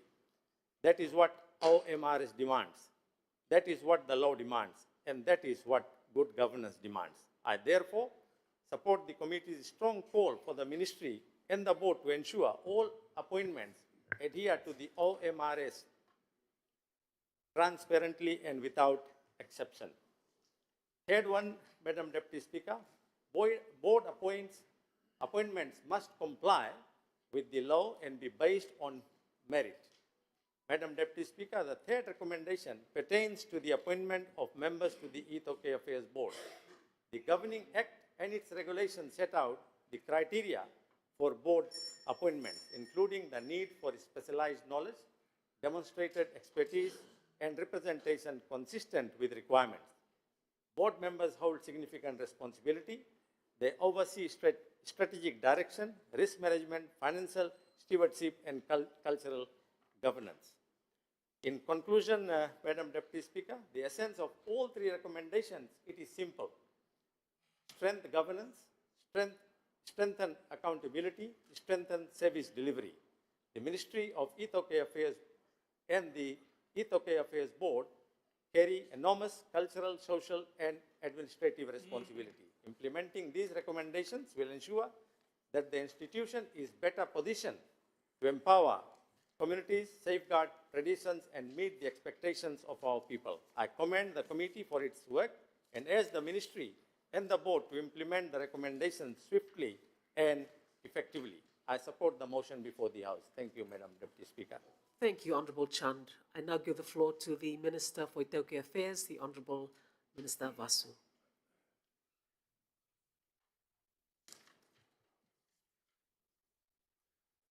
Thank you, Madam Deputy Speaker.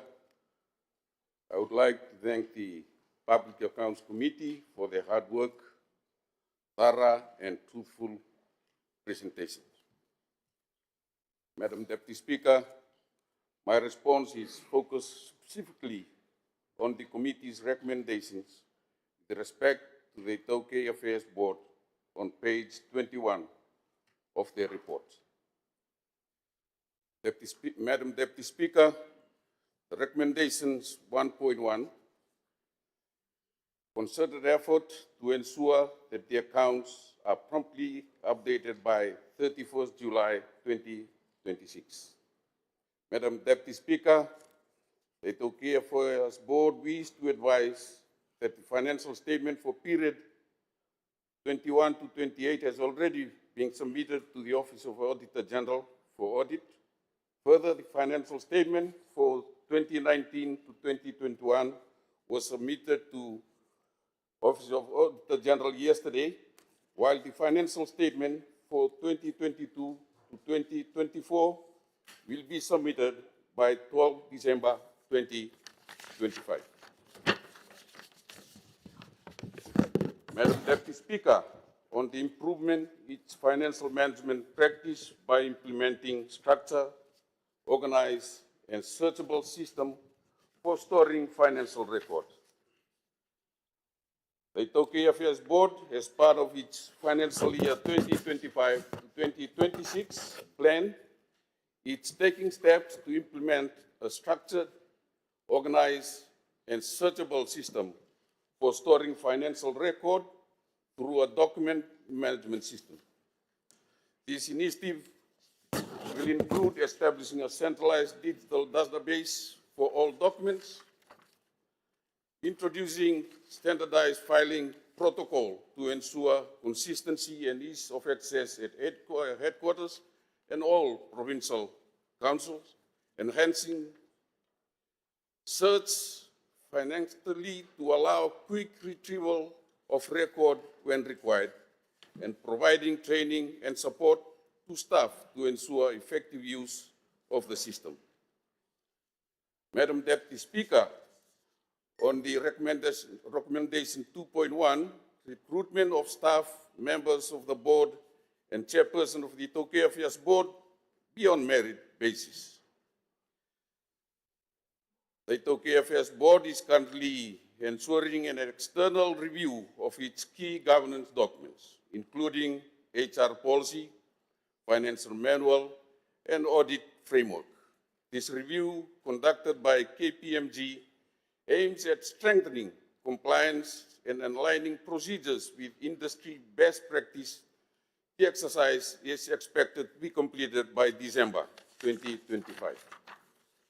Further, we'll ensure that selection criteria and competency-based with emphasis on qualification, skills, and relevant experience for each role going forward. It should be noted that the appointment of chairperson and members of the board is undertaken strictly in accordance with the provision of the Itoke Affairs Regulation. On recommendation 2.2, demarcate the roles of permanent secretary and chief executive officer. A paper on the roles and responsibility of CEO tab has been tabled before HR committee with the aims of filling this post. Once the CEO job description has been endorsed by HR committee, the position will be advertised to ensure transparent and merit-based recruitment process. On the comprehensive review and structure of the board in consultation with key stakeholders, the recent Itoke Administration Review Report has already highlighted the needs to strengthen institutional arrangement and improve the stakeholders' representation. On the fourth recommendations, the review and the regulations to implement clear and comprehensive policy and guideline to govern and guide all affiliated entities, provincial council and provincial companies. Madam Deputy Speaker, the board has initiated a process to review existing regulations and develop comprehensive policies and guidelines that will provide consistent framework for governance, accountability, and operational efficiency across all affiliated entities. The board is committed to strengthening oversight, ensuring that provincial council and provincial companies operate with transparency, accountability, and effectiveness in fulfilling their mandate. Madam Deputy Speaker, I would like to thank the Chair and members of the Public Account Committee on their report. And I also would like to thank the financial team for Itoke Affairs Board for working overtime to try and update the outstanding accounts that's supposed to be submitted to the Office of Auditor General. And I support the motion for the House. Vinak. Thank you very much, Honourable Minister Vasu. The floor now goes to the Honourable Alvik Maharaj. You have the floor, sir. Thank you.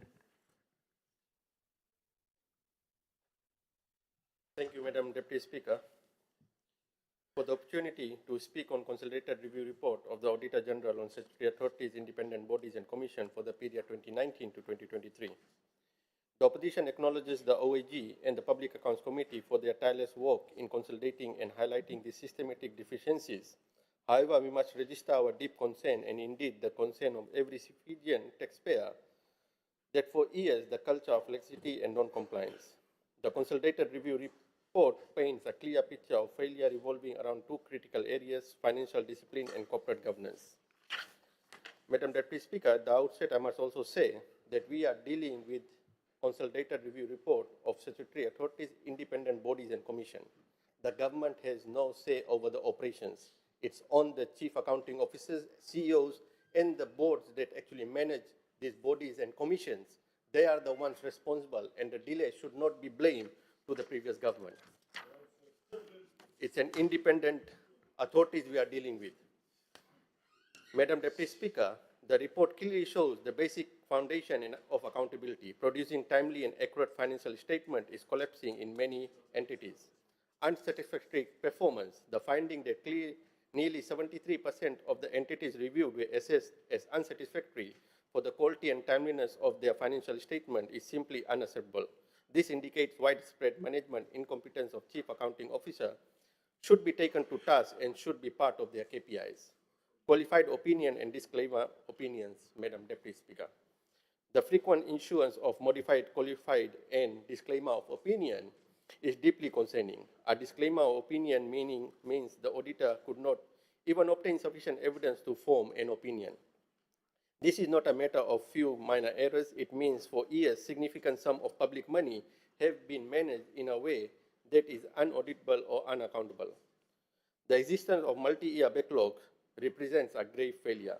These delays create a massive information vacuum, preventing Parliament and responsible ministries and public from holding boards and the management to account in a timely manner.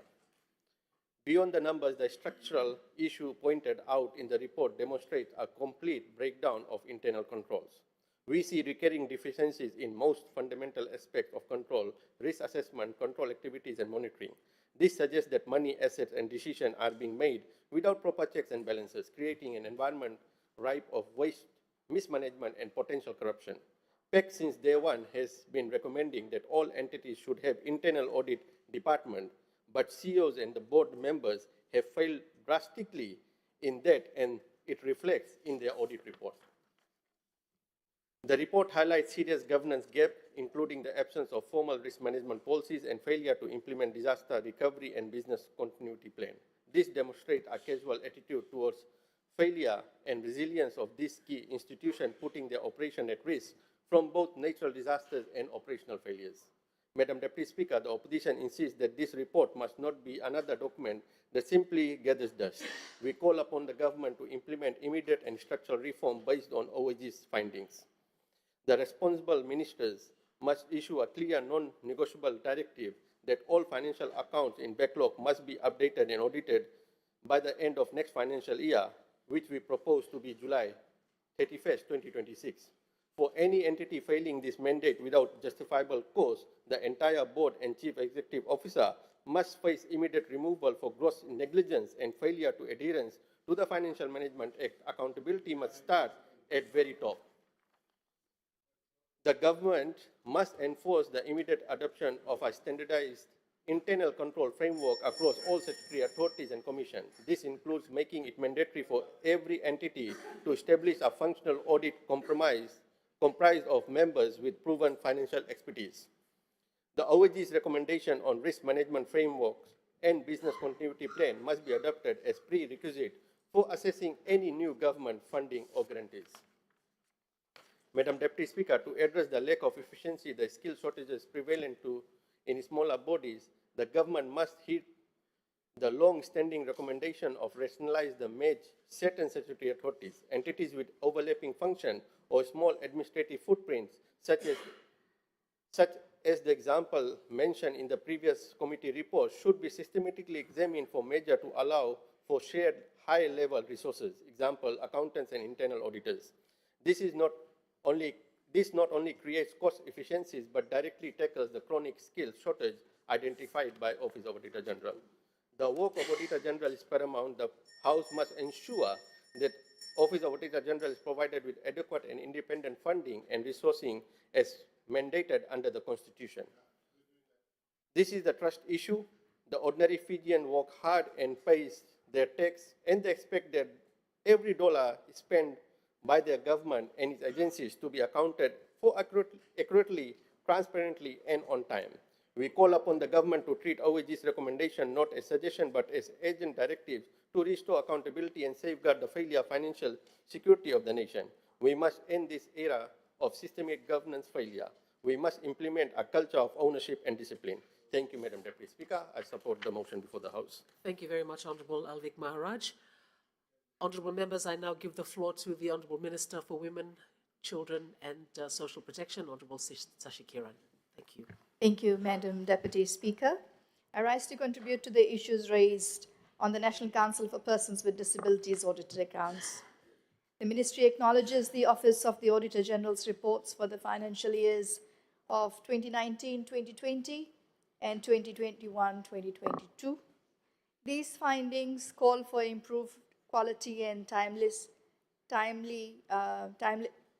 financial reporting with strict adherence to international financial reporting standards. They also highlight the need to reinforce governance frameworks, as Honourable Kamikamida has already shared, also to strengthen accountability and establish key safeguards, including risk management plan, regular boards of survey, and a disaster recovery plan. The National Council for Persons with Disabilities is a statutory body that was established through the Rights of Persons with Disabilities Act. The Council has a secretariat support that is under the leadership of the Executive Director as stipulated in the Act, responsible for its management and execution of its policy. Madam Speaker, we've just appointed a new executive director in August 2025. We've also appointed new finance officer and human resource officer. These officers are currently reviewing the financial manual of the Council and working with the Council to address the issues that have been highlighted by the Office of the Auditor General. Our ministry, in partnership with the National Council of Persons with Disabilities Secretariat, with the support from DFED-funded platform, is engaging a strategic advisor who will start work in January of 2026 to assess the current disability sector in Fiji, including governance structure, service provision, data systems for learning and reporting purposes, and stakeholder coordination. Also, we'll be identifying gaps, overlaps, inefficiencies in the current framework of coordination, reporting and learning, and hopefully will provide actionable recommendations for strengthening disability inclusion, equity, rights, and policy implementation. The National Council of Persons with Disabilities has a master plan, Madam Deputy Speaker, for its complex, which includes storage space and disaster recovery plan. Madam Deputy Speaker, the risk management is embedded in the financial manual, which will be revised once the strategic advisor is engaged. The Board of Survey remains under review, while the IT system has already been assessed. As part of the NCPD master plan, priority is being given to the expansion of services at Brown Street facilities, ensuring stronger oversight, modernized systems, and improved service delivery for our people. For monitoring and evaluation, a second technical assistant is being funded by the platform. The monitoring, evaluation, and learning advisor will lead the design and development of comprehensive monitoring, evaluation, and learning framework that will align the goals and outcomes of the Fiji National Policy on the Rights of Persons with Disabilities launched this year. Will integrate inclusive, participatory, and rights-based approaches and support evidence-based decision-making and accountability, and will build on capacity for ongoing monitoring and evaluation. Our ministry would like to assure this House, Madam Deputy Speaker, that we are putting in mechanisms in place to ensure transparency, accountability, and good governance is maintained, and also that the Secretariat team will be well supported. As I've shared, that we've engaged technical advisors to provide the needed support, and we hope that in the next audits you'll be able to see a reflection of that. Thank you, Madam Deputy Speaker. Thank you, Honourable Sashi Kiran. Our final speaker to this motion under debate is the Honourable Professor Biman Prasad. You have the floor, sir. Thank you, Madam Deputy Speaker. I was very carefully listening to Honorable Maharaj, and I wish he was giving the same speech when he was in the opposition. And I think everything he said is correct. In fact, he mentioned the culture of ignoring timely reporting, the culture of delays and backlog, poor quality of financial statements, weak internal controls. These are all, trends, culture that has set in for a long while. And I must admit, Madam Deputy Speaker, that we still have some elements of that culture still being practiced. I remember chairing the Public Accounts Committee for a brief period, and when I presented my first report, I didn't realize that that would be the last report, because the government did not like the report that we presented. But having said that, Madam Deputy Speaker, Honorable Maharaj is correct. In 2017, the then Minister for Economy actually changed the financial regulations further, and basically, your former boss, he changed the regulations, and independent bodies and independent commissions got a life of their own, because when we do the budget, it's a one-line budget for independent bodies and commissions. Some of them are very good.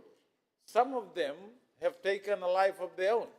They have kind of weaponized themselves and find that any attempt, even at that time, you remember, attempt by the Auditor General to go and audit certain independent institutions and ministries, they were having difficulty.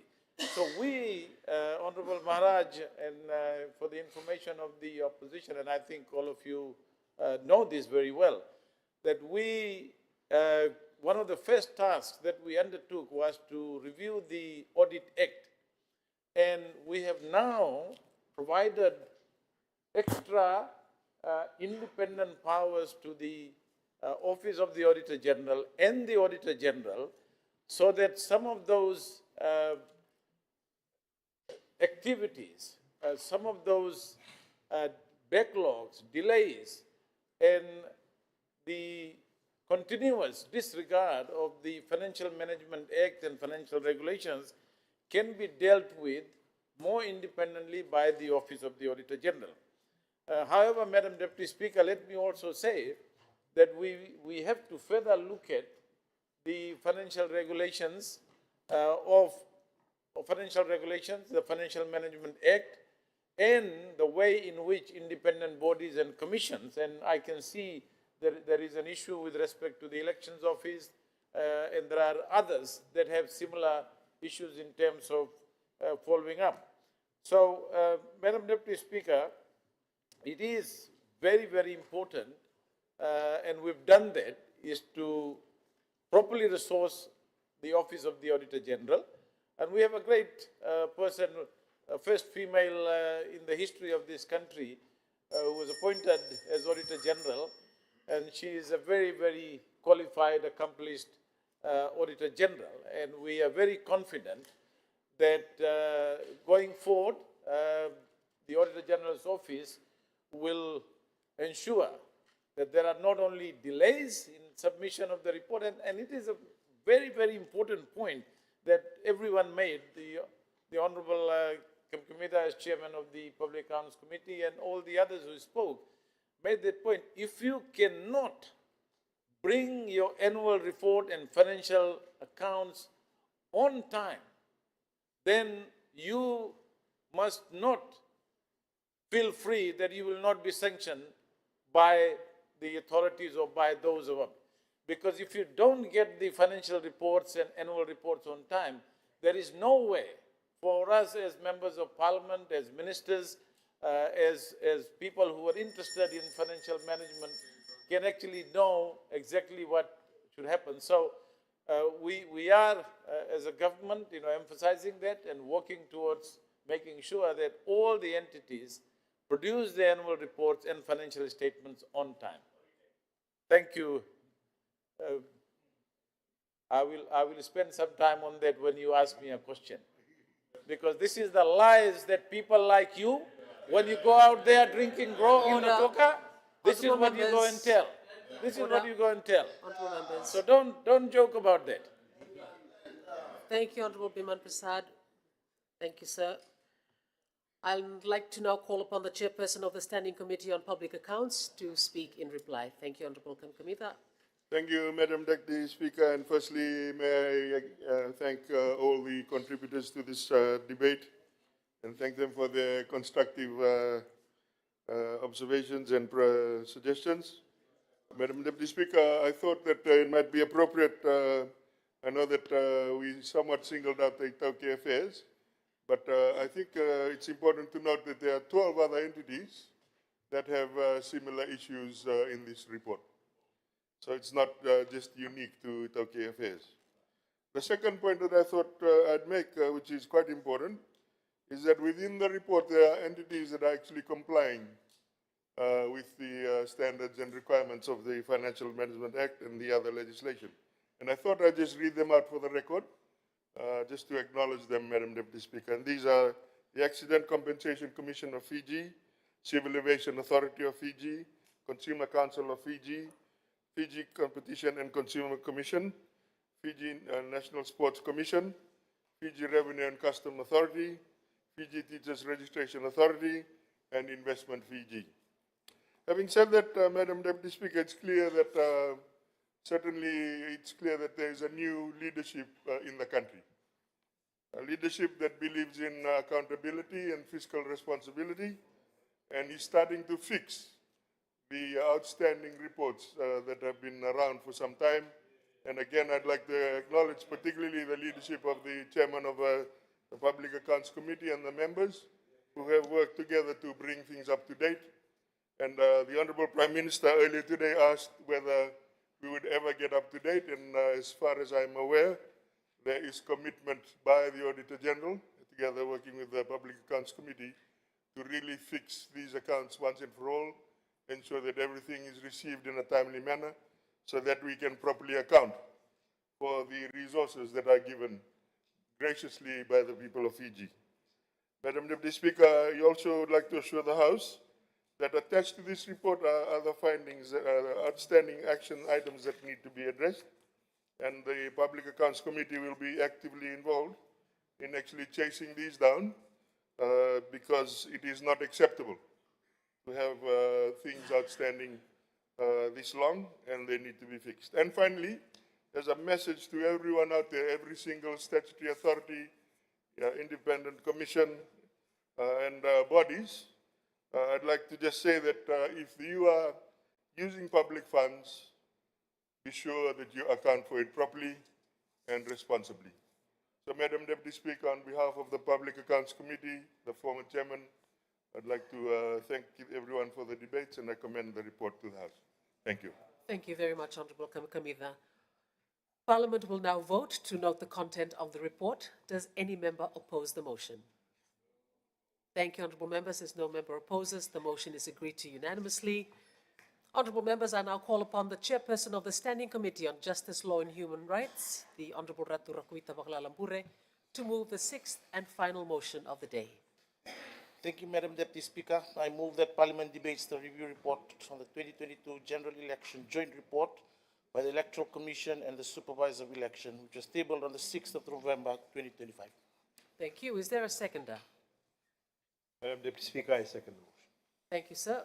I now invite the chairperson of the Standing Committee on Justice, Law and Human Rights to speak to his motion. Thank you, Madam Deputy Speaker.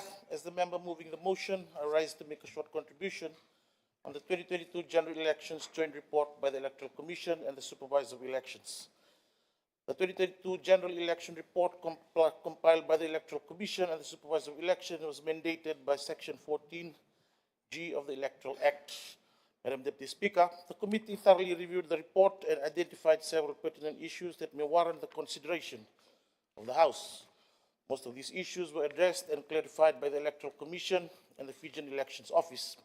Some of the key findings noted by the committee are as follows: that the 20 recommendations by the multi-observer group and the additional recommendations noted in the report have been reviewed and refined by the Electoral Commission and the Fijian Elections Office, and subsequently submitted to the Fiji Law Reform Commission as part of its proposed changes to the electoral laws.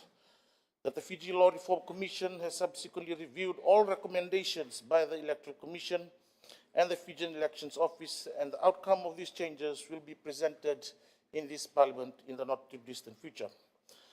That there are concerns regarding the declaration document, Madam Deputy Speaker, published by the Fijian Elections Office, that could potentially be weaponized by a political party that wins an election. Madam Deputy Speaker, a suggestion is being made to remove ceiling cap for political party donations, which could infringe the independence of the party that wins an election. In terms of the recommendations in the report by the Standing Committee of Justice, Law and Human Rights, Madam Deputy Speaker, the Standing Committee review and propose changes to electoral laws that are proposed by the Fiji Law Reform Commission once the report is tabled in Parliament. The safeguards be implemented to protect those donors listed in the declaration document published by the Fijian Elections Office, which could be weaponized by any winning party. That there be an early date allocated for public disclosure of election dates to allow sufficient preparation time for voters and stakeholders. And lastly, Madam Deputy Speaker, given the repeal of the MIDA Act, it is recommended that there be a suitable replacement framework to be considered by FEO to ensure continued media accountability, transparency, and fair access during the elections. With those few words, Madam Deputy Speaker, I thank you for the opportunity, and I commend the report to the House for debate. Thank you, Madam. Thank you very much, Honourable Ratu Wakalalambure. Honourable members, the floor is now open for debate on the motion. Each speaker will speak for up to 5 minutes, and I have a list of seven speakers before the right of reply from the Honourable Chair. I now give the floor to the Honourable Assistant Minister, Honourable Ratu Josiah Nyundamu. Thank you, Madam Deputy Speaker. Madam Deputy Speaker, I rise to make contributions to the debate on the review report on the 2022 General Election Joint Report by the Electoral Commission and Supervisor of Elections, which was tabled on the 6th of November 2025. Madam Deputy Speaker, the Standing Committee has already carried out its review and has come up with four main recommendations. I will be addressing recommendations 2, 3, and 4, Madam Deputy Speaker.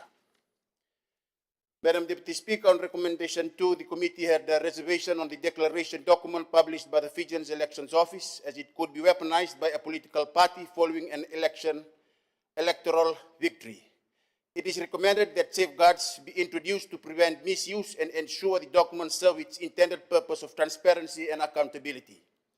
Madam Deputy Speaker, the financial disclosures required to be published in the media under the Political Parties Registration, Conduct, Funding and Disclosures Act 2013 are as follows. A, declaration of assets and liabilities incurred and income and expenditure of newly registered political parties, Section 16.2 of the Act. B, statement of assets and liabilities for political parties before and after a general election, Section 25.1 and 1A of the Act.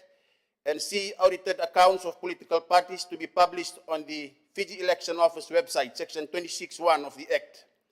Madam Deputy Speaker, as for the declarations of assets, liabilities, income, and expenditure of candidates for a general election, and applicants, office holders, and registered officers of political parties, the Act was amended in 2021, removing the publication requirements in the media. The amended Act substituted this with an inspection process where members of the public can inspect such document at the Fiji Elections Office.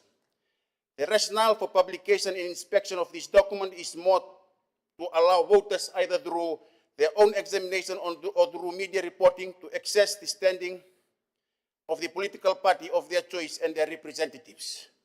Madam Deputy Speaker, though this is essential for transparency and accountability purpose, it is also prudent to ensure that safeguards be introduced to ensure the documents serve its intended purpose and not to be weaponized. On recommendation 3, Madam Deputy Speaker, the committee supports the Election Commission's position on advanced public disclosure of election dates and recommends that such dates be announced early to ensure adequate preparation time for voters and stakeholders. Madam Deputy Speaker, the early announcement of the date of election is considered best practice for the following reasons. 1, it will greatly assist the Electoral Commission and the FEO in their operational planning and will reduce operational and administrative cost. Secondly, the early announcement can contribute to increased voter turnout as it will allow voters to organize themselves around the proposed election date. Thirdly, it would be of benefit to our Fijian diaspora, as once the election date is announced, the postal applications opens. This gives them ample time to apply for their postal ballot and also gives enough time to the FEO to dispatch the postal ballots to the postal voters. Lastly, it also ensures fairness or a level playing field for political parties and candidates participating in the election, with all of them knowing the date of election and they have all equal time to prepare for election, unlike the last general elections. The above are just few of the reasons why early announcements of the dates of elections are important. Therefore, I support this recommendation made by the committee. Listen, members, on recommendation 4, Madam Deputy Speaker, the committee acknowledged the MOG's observation that the media in Fiji generally enable parties, candidates, and others to represent their messages to voters, and that this played a role in informing voter choice. However, the committee recommends that a suitable replacement framework be considered by FEO. Madam Deputy Speaker, the media plays a very essential role in the democratic process. The coalition government was instrumental in the move to repeal the Media Industry Development Authority Act 2010, which was successfully repealed by a majority vote by Fiji's Parliament on 6 April 2023. The repeal was crucial to ensure that the media could operate freely without any restriction, just like in any democracy.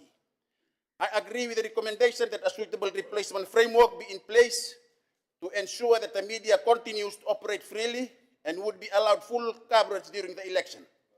There should be no media blackout, and the media should be allowed to access the view, be allowed access to view every electoral process and report freely and fairly, unlike the last general election. Madam Deputy Speaker, I agree with the recommendation and I fully support the motion before the House.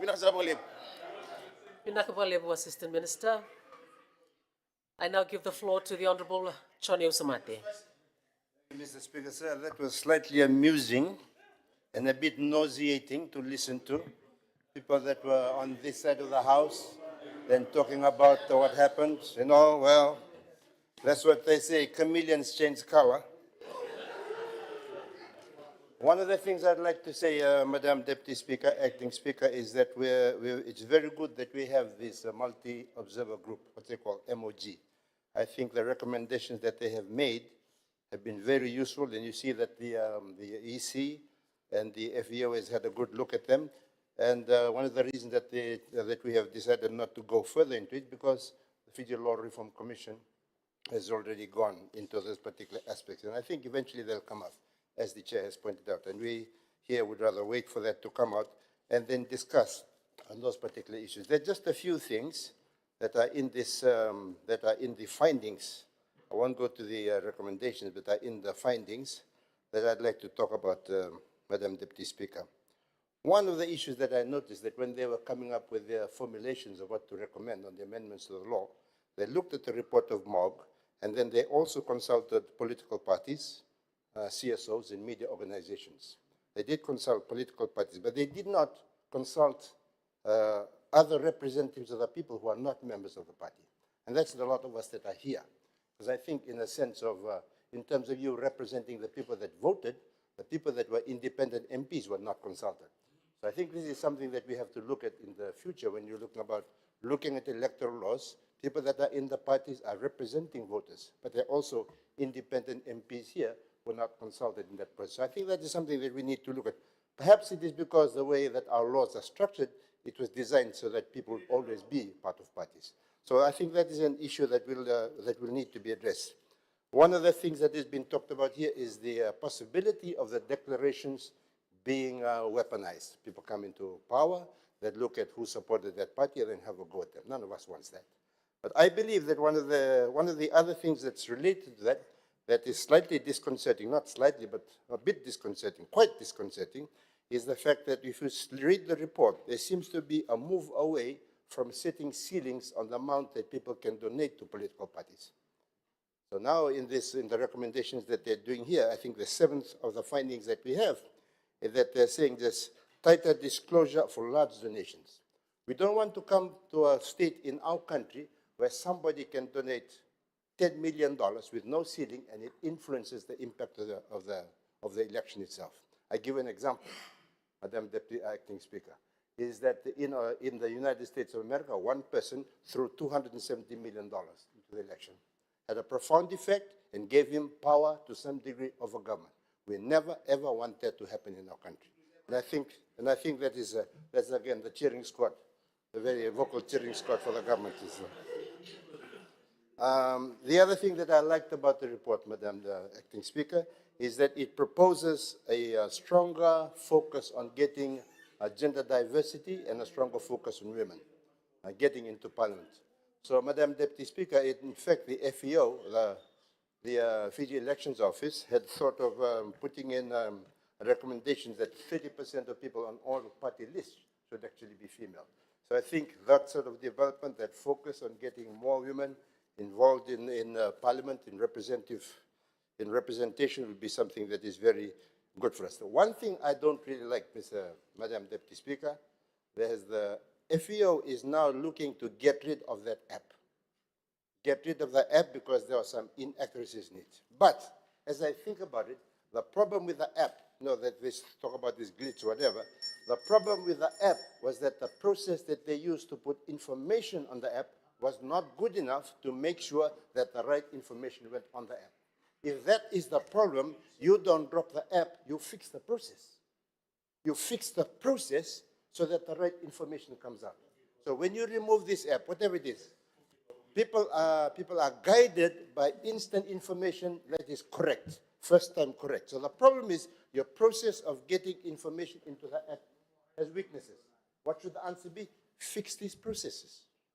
Fix these processes. So I think they dropped the ball here in trying to attack the wrong problem. There are other few things that I want to talk about, but I want to thank the Electoral Commission, the SEO's office, the staff of the SEO, and I thank the chairman of the EC. I mean, within a very short space of time, he made time to come and meet the committee, and we had the benefit of listening to his wisdom, and I appreciate all the work that was done by the people at the Elections Office. Thank you, Madam Deputy Speaker. Thank you very much, Honorable Usamate. I now give the floor to the Honorable Minister for Education, Honorable Asir Randondro. Thank you, Madam Deputy Speaker. I'd just like to make a sort of contribution to the motion before the House. First of all, I join my colleagues in support of the motion that is tabled before the House, the debate on the review of the 2022 General Election Report by the Electoral Commission and the Supervisor of Election. Madam Deputy Speaker, I thank the committee for the comprehensive review done in a timely manner and the findings and the recommendations stated in the report. I would like to just talk on two issues, but before I talk on those two issues, I'd just like to state that it's very important to note that this report gives an analysis of the conduct of the general election 2022, and as a result which we, the representatives of the people, are seated in this August House, gain our seats. Madam Deputy Speaker, during the conduct of the 2022 elections, 2028 elections, and the 2018 election and 2014, we are always advocating that it is important that the environment of elections should be conducted in a free and fair manner. Integrity of election is at the heart of any democratic process. If an election is conducted in a non-inclusive way, it leads to loss of confidence of the result, which can lead to unnecessary frustration and civil disobedience at most. Irrespective of who is in government leading to an election, the principles will remain the same. Credible election that captures the will of the people goes a long way to establishing trust and unity for a nation and its people. Therefore, Madam Deputy Speaker, it is important to conduct a free and fair election and credible election. And the first and foremost feature of a credible election is that it must reflect the will of the people. As stated in the Article 21 of the Universal Declaration of Human Rights, the will of the people shall be the basis of authority of government. And this shall be expressed in a periodic and genuine election which shall be by universal and equal suffrage, shall be held by a secret vote and by equivalent free voting procedures. Madam Deputy Speaker, allow me to quickly and briefly highlight some of the issues that has plagued our elections, which the review committee has also touched in the report. If we have close to 30,000 voting systems that were turned away from pre-polling, say in previous elections of 2018 and 2022, there is a massive number of voters who are not given their right to elect a government of their choice and thus robbed of their fundamental constitutional rights. The pinnacle of the reasons given for these blunders was the process that were in place. Turning up of voters at wrong polling venues because of wrong information or misinformation or lack of awareness. People were expected to check their polling venues on their mobile phones, as we all are aware. And connectivity is an issue, given there's over 1,500 election venues. This is a huge ask for voters to do. As I said, network connectivity for those in rural areas become an even bigger challenge. Madam Deputy Speaker, and one that automatically disadvantages those living in rural, remote locations where internet connectivity was very highly unreliable or non-existent. I wish to reiterate that many of us have been here in this August House since the last 3 elections held under the current Dion system. They have been calling for polling stations to be open to voters, to vote from any polling station closest to them, as long as they produce their voter ID cards. And the voting system is supposed to be people-friendly and not draconian. Further, a 24-hour blackout period creates further confusion to our voters because they were unable to determine. Last-minute queries they wanted to clarify. For instance, having numbers only in ballot boxes and no names or party symbols, which meant people had to cram the numbers of candidates they wished to vote for or wrote them down somewhere. This particular challenge was voiced consistently by senior citizens who struggled to remember the numbers once they got inside the voting booths. We also have restrictions for political parties to be involved in getting people to come to vote. No wonder, Madam Deputy Speaker, we have a high number of voters who did not vote and those who simply gave up the exercise. I think time is catching up with me, Madam Deputy Speaker. The second one is the major global benchmark for credible election is the acceptable voter turnout. As the MOG 2022 election report, out of the 693,000 registered voters, which included 606 voters registered to vote on election day, and 77,000 for pre-election, big number of voters registered in the general election did not come to vote. Only 473,910. So that indication, Madam Deputy Speaker, is a sign that very poor voter turnout, with over 30% did not come to vote during the day and failed to exercise their duty to vote. Madam Deputy Speaker, lastly, in terms of the app, we hope that there will be reconsideration in terms of the app availability so that it can allow for clarity of information. Thank you, Madam Deputy Speaker. Thank you, Honourable Minister. Next speaker is the Honourable Alvik Maharaj. You have the floor, sir. Thank you. Thank you, Madam Deputy Speaker. The review report of 2022 general election joint report highlights urgent reforms needed to address certain issues. First of all, as per the law, Madam Deputy Speaker, the report should have been tabled in the Parliament within 6 months after general election. Can someone explain why it took so long for the report to be tabled in the Parliament? During the straight talk with Vijay Narayan, Supervisor of Election, is on record and was quite clear that the delay was from AG's office. So why was AG sitting with the report for months when Elections Office is an independent office? Why is the executive arm of the government interfering with an independent office? I thank the current SOE for the report, and while discussing this, I should acknowledge the work of the former Supervisor of Election, Mohammad Sanim, under whose leadership we had 3 successful, free and fair elections in Fiji. One of the most significant issues that was raised was the glitch, about which we heard a lot. And this government was all over the place talking about the investigation. But where is the report? What happened to the investigation? The problem is that this government loves to jump the gun and later realizes they were so wrong. Just to name a few: glitch, BIS Fiji, Walesi, FRA, 5K, Grace Road, PWD, Wangavuka, National Debt, and so forth. The list continues. There were a lot of talks about how election was rigged. Now it's your turn. You are in the government. Bring the evidence to the Parliament. How was it rigged? I haven't seen or heard the former Supervisor of Election being charged with regards to the glitch or anything to do with rigging of the general election. So that means he did his job with honesty and with all fairness, and it's said that we have lost a person of his caliber from Fiji Elections Office. Having said that, I wish to acknowledge the immense task before the new SOE as we come near to the 2026 general election, and I send my well wishes to Supervisor of Election and her team at Fiji Elections Office to conduct a free and fair 2026 general elections. At least before speculating about elections being rigged, someone should have used the common sense that if the election was rigged, then why did Fiji Fest only got 46% of the total votes compared to 50.02 in 2018 and 62% in 2014 general election?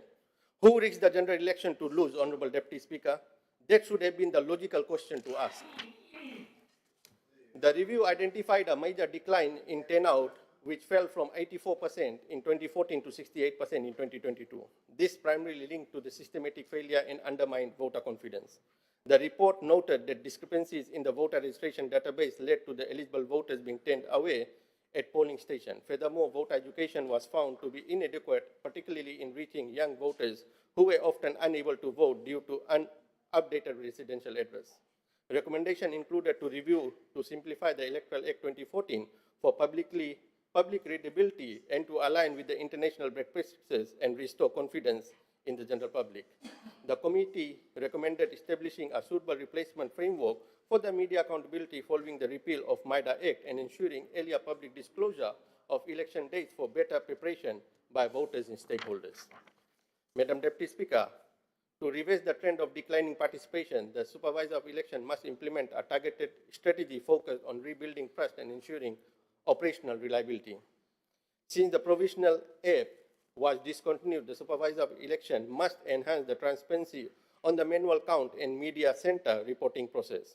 This includes ensuring all parties scrutineers receive immediate verifiable data that matches any publicly released provisional tally, thereby eliminating the suspicion caused by the 2022 glitch, which was technical in nature and not intentional. Removing the app will have far-reaching impact on transparency of the election process.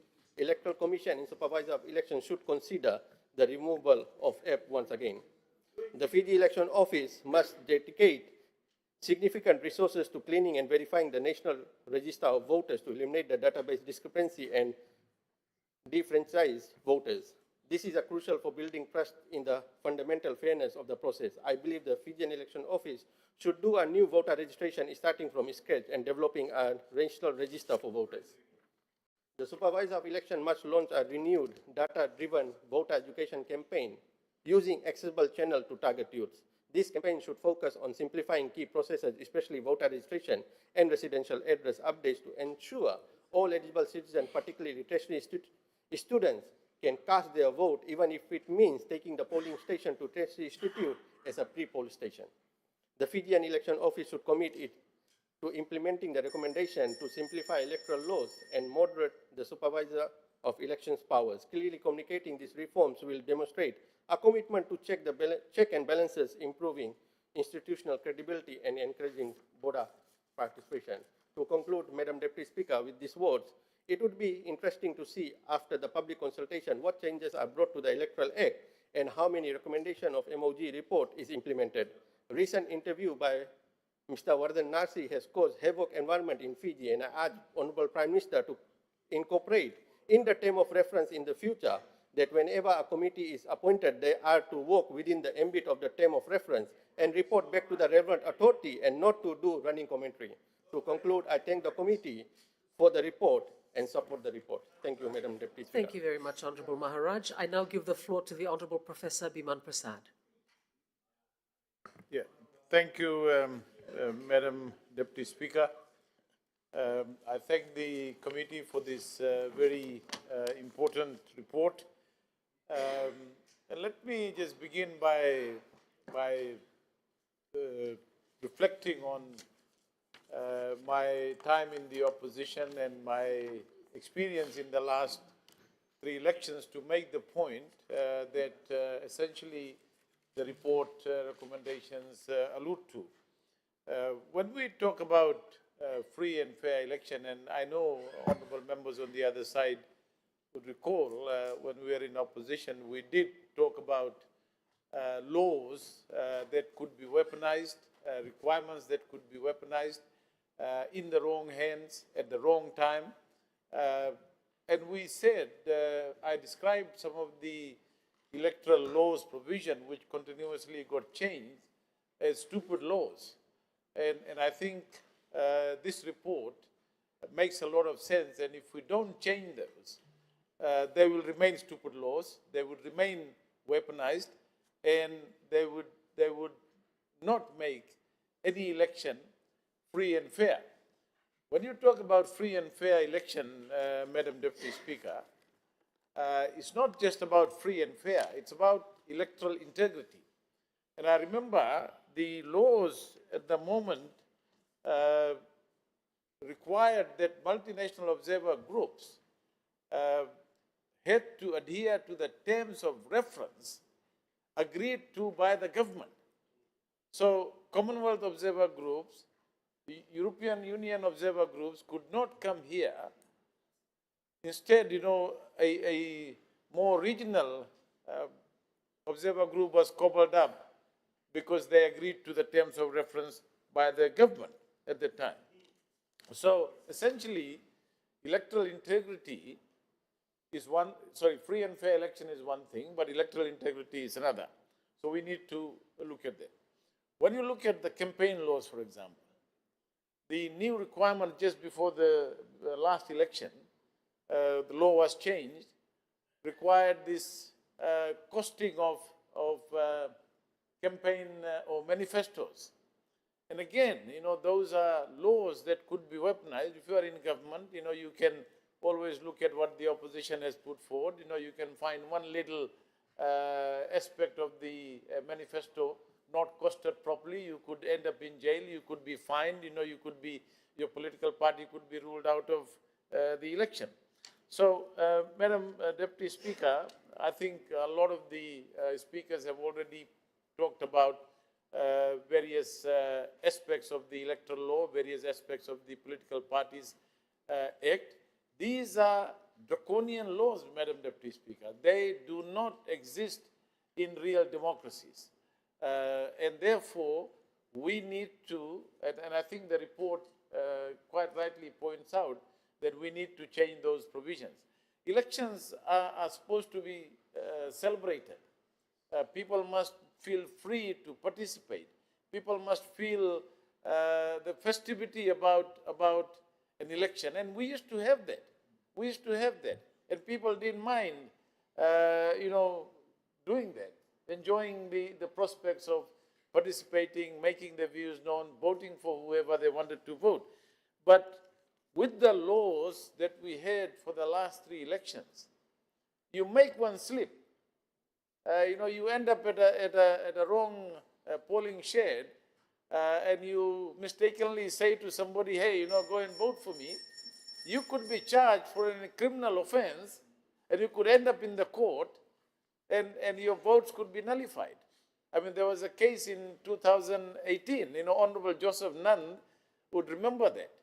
If that case had gone forward in 2018, and if Honorable Joseph Nund was singled out, he could have faced a criminal charge of going into a polling shed in Sigatoka and working with people. He may have been quite innocently taking the people and saying, you go and vote here. So these are the absurdity of some of the provisions, both in the Electoral Act, both in the Electoral Act and in the Political Parties Act.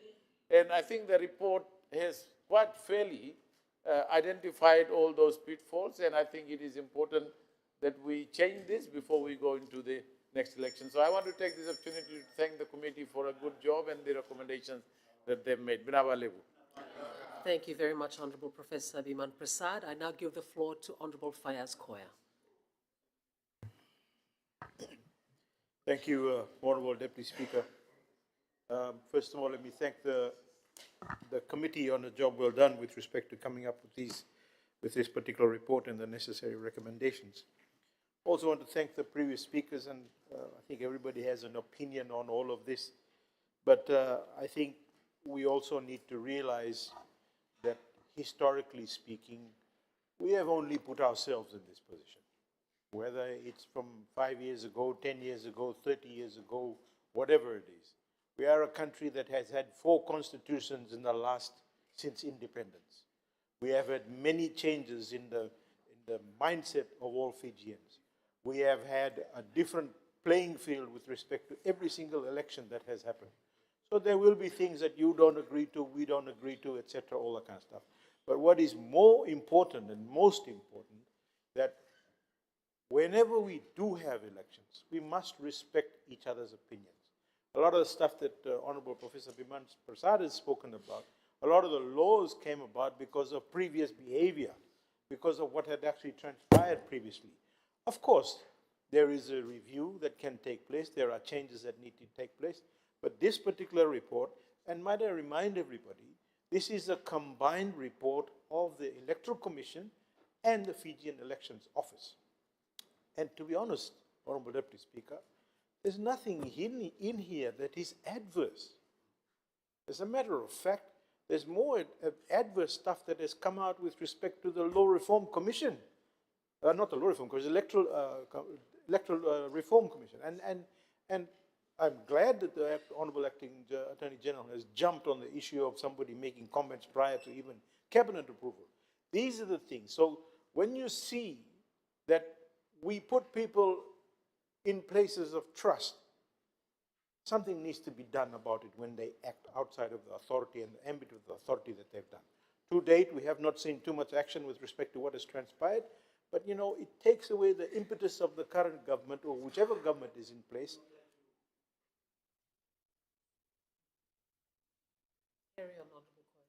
Thank you. I think this is the problem. They don't listen.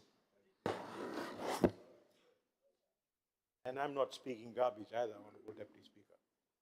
The point here is that the committee has come up with some fairly good recommendations. Everybody should listen to it. You know, the MOG and the multinational observer group issue raised by the Honorable Biman Prasad. Yes, important.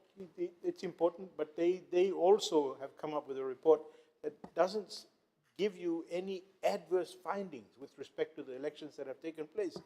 And again, I want to repeat the words that Honorable Kaming Kamida said just a little while ago. Give credit where it's due. Let's give credit to the previous supervisor of elections. Let's give credit to the previous electoral commission and the electoral commission that's there now that has a tremendous job that has to do it. And I must commend, similar sentiments expressed by Honorable Usamate, must commend the chair of the electoral commission. He's a wonderful person. He's a very learned person, and I think he's actually guiding this particular period at the moment where we're going to come up to elections a little later in a good manner. And he took out his time to actually address the committee, and he did answer all the questions that we needed to, and the current acting supervisor of elections were actually very forthright with respect to her submissions. Now, we obviously had some reservations on the declaration issue. I think everybody's spoken about it. And also the Electoral Commission's position on public disclosure of election dates, etc., all that kind of stuff. These are important things. And some of the recommendations that have come up by the Electoral Commission and the Fijian Elections Office has come through the Multinational Observer Group report. So they have combined themselves to come up with some good recommendations for it. But bearing all of that in mind, we must also look at our own landscape. Our landscape with respect to elections, our landscape with respect to political parties seems to change every election. It does, but we must be fair, because at the end of the day, Honorable Deputy Speaker, we sit here, we get paid well, we represent every single citizen in this country. And when we stand up here, we must be true to ourselves at the end of the day as true Fijians representing the 600-something odd thousand odd voters. And just quickly, Honorable Deputy Speaker, just to address the voter apathy issue, as a matter of fact, when the numbers were crunched, and this is something coming out of the Elections Office, we haven't fared too badly in terms of comparison to some of the other countries, although it's fallen from 60% down to a little less, but we still haven't fared too badly in terms of participation. We still need to educate our younger people, and now that the elections might come up soon, we are looking at a young population, I think it's close to 40% if I'm correct, which is under the age of 40, and we need to inculcate some good behavior so we can get good participation in the election, so we can have true representation in this particular House. Honorable Speaker, I think it's a phenomenal recommendations in there, and I completely agree with the report, and I support the report before the House. Thank you very much. Thank you very much, Honourable Koya. And before the right of reply, honourable members, our final speaker is the Honourable Minister for Justice and Acting Attorney General, Honourable Cyril Mituranga. Thank you, Madam Speaker. I rise to make contribution to the debate on the review report of the 2022 general election, joint report by the Electoral Commission and Supervisor of Election, which was tabled on the 6th of November. First of all, I acknowledge the contribution of all my colleagues from the other side and also from this side. Yes, there's so much to share, how we can improve the system, but the bottom line, Madam Speaker, is this. We want an election that is fair, we want an election that is fun, we want an election to run without any complaints. And that is precisely why we are looking at the report and the recommendation. And I'm grateful and appreciative of the work that's done by the committee, Law Justice Committee, of the recommendations how we can improve in terms of the election next year. As the Minister for Justice and Minister responsible for election, I acknowledge the work done by the Electoral Commission, Supervisor of Election in compiling this report. The committee, having deliberated of the report, have identified several recommendations. In the interest of time, I support all the recommendations. Madam Speaker, I undertake that the coalition government, through my ministry and related state agencies like the Electoral Commission, will review the electoral laws to ensure transparency, inclusivity, fairness, and good governance. Above all, the integrity must be maintained. But I, as a Minister for Elections, strongly urge members of the public to register their votes, engage with the FAO for any clarification. That's what the FAO has been doing. I accompanied them in New Zealand. They also accompany me in Solomons. But something that we intend to do, and it was obvious, Madam Speaker, is that those who are left out in the election lesson will register and vote this time around. Once government agrees by the date of the election, which everybody is so curious, the writ of election will be issued by the President on the advice of the Honorable Prime Minister. So for the meantime, government is yet to make that decision. And that's the reason we had written to the Professor Wanasi on the 18th of November, expressing our concern that it has gone over. It's quite regrettable, to say the least, but he has also acknowledged that he should not have done that. So in the meantime, let's not contemplate what is going to come. Let's wait for government to make that decision. I agree with the recommendation of the Standing Committee, support the recommendation of the review report to this August House. I commend the report before the House. Thank you, Madam Speaker. Thank you very much, Honourable Turanga.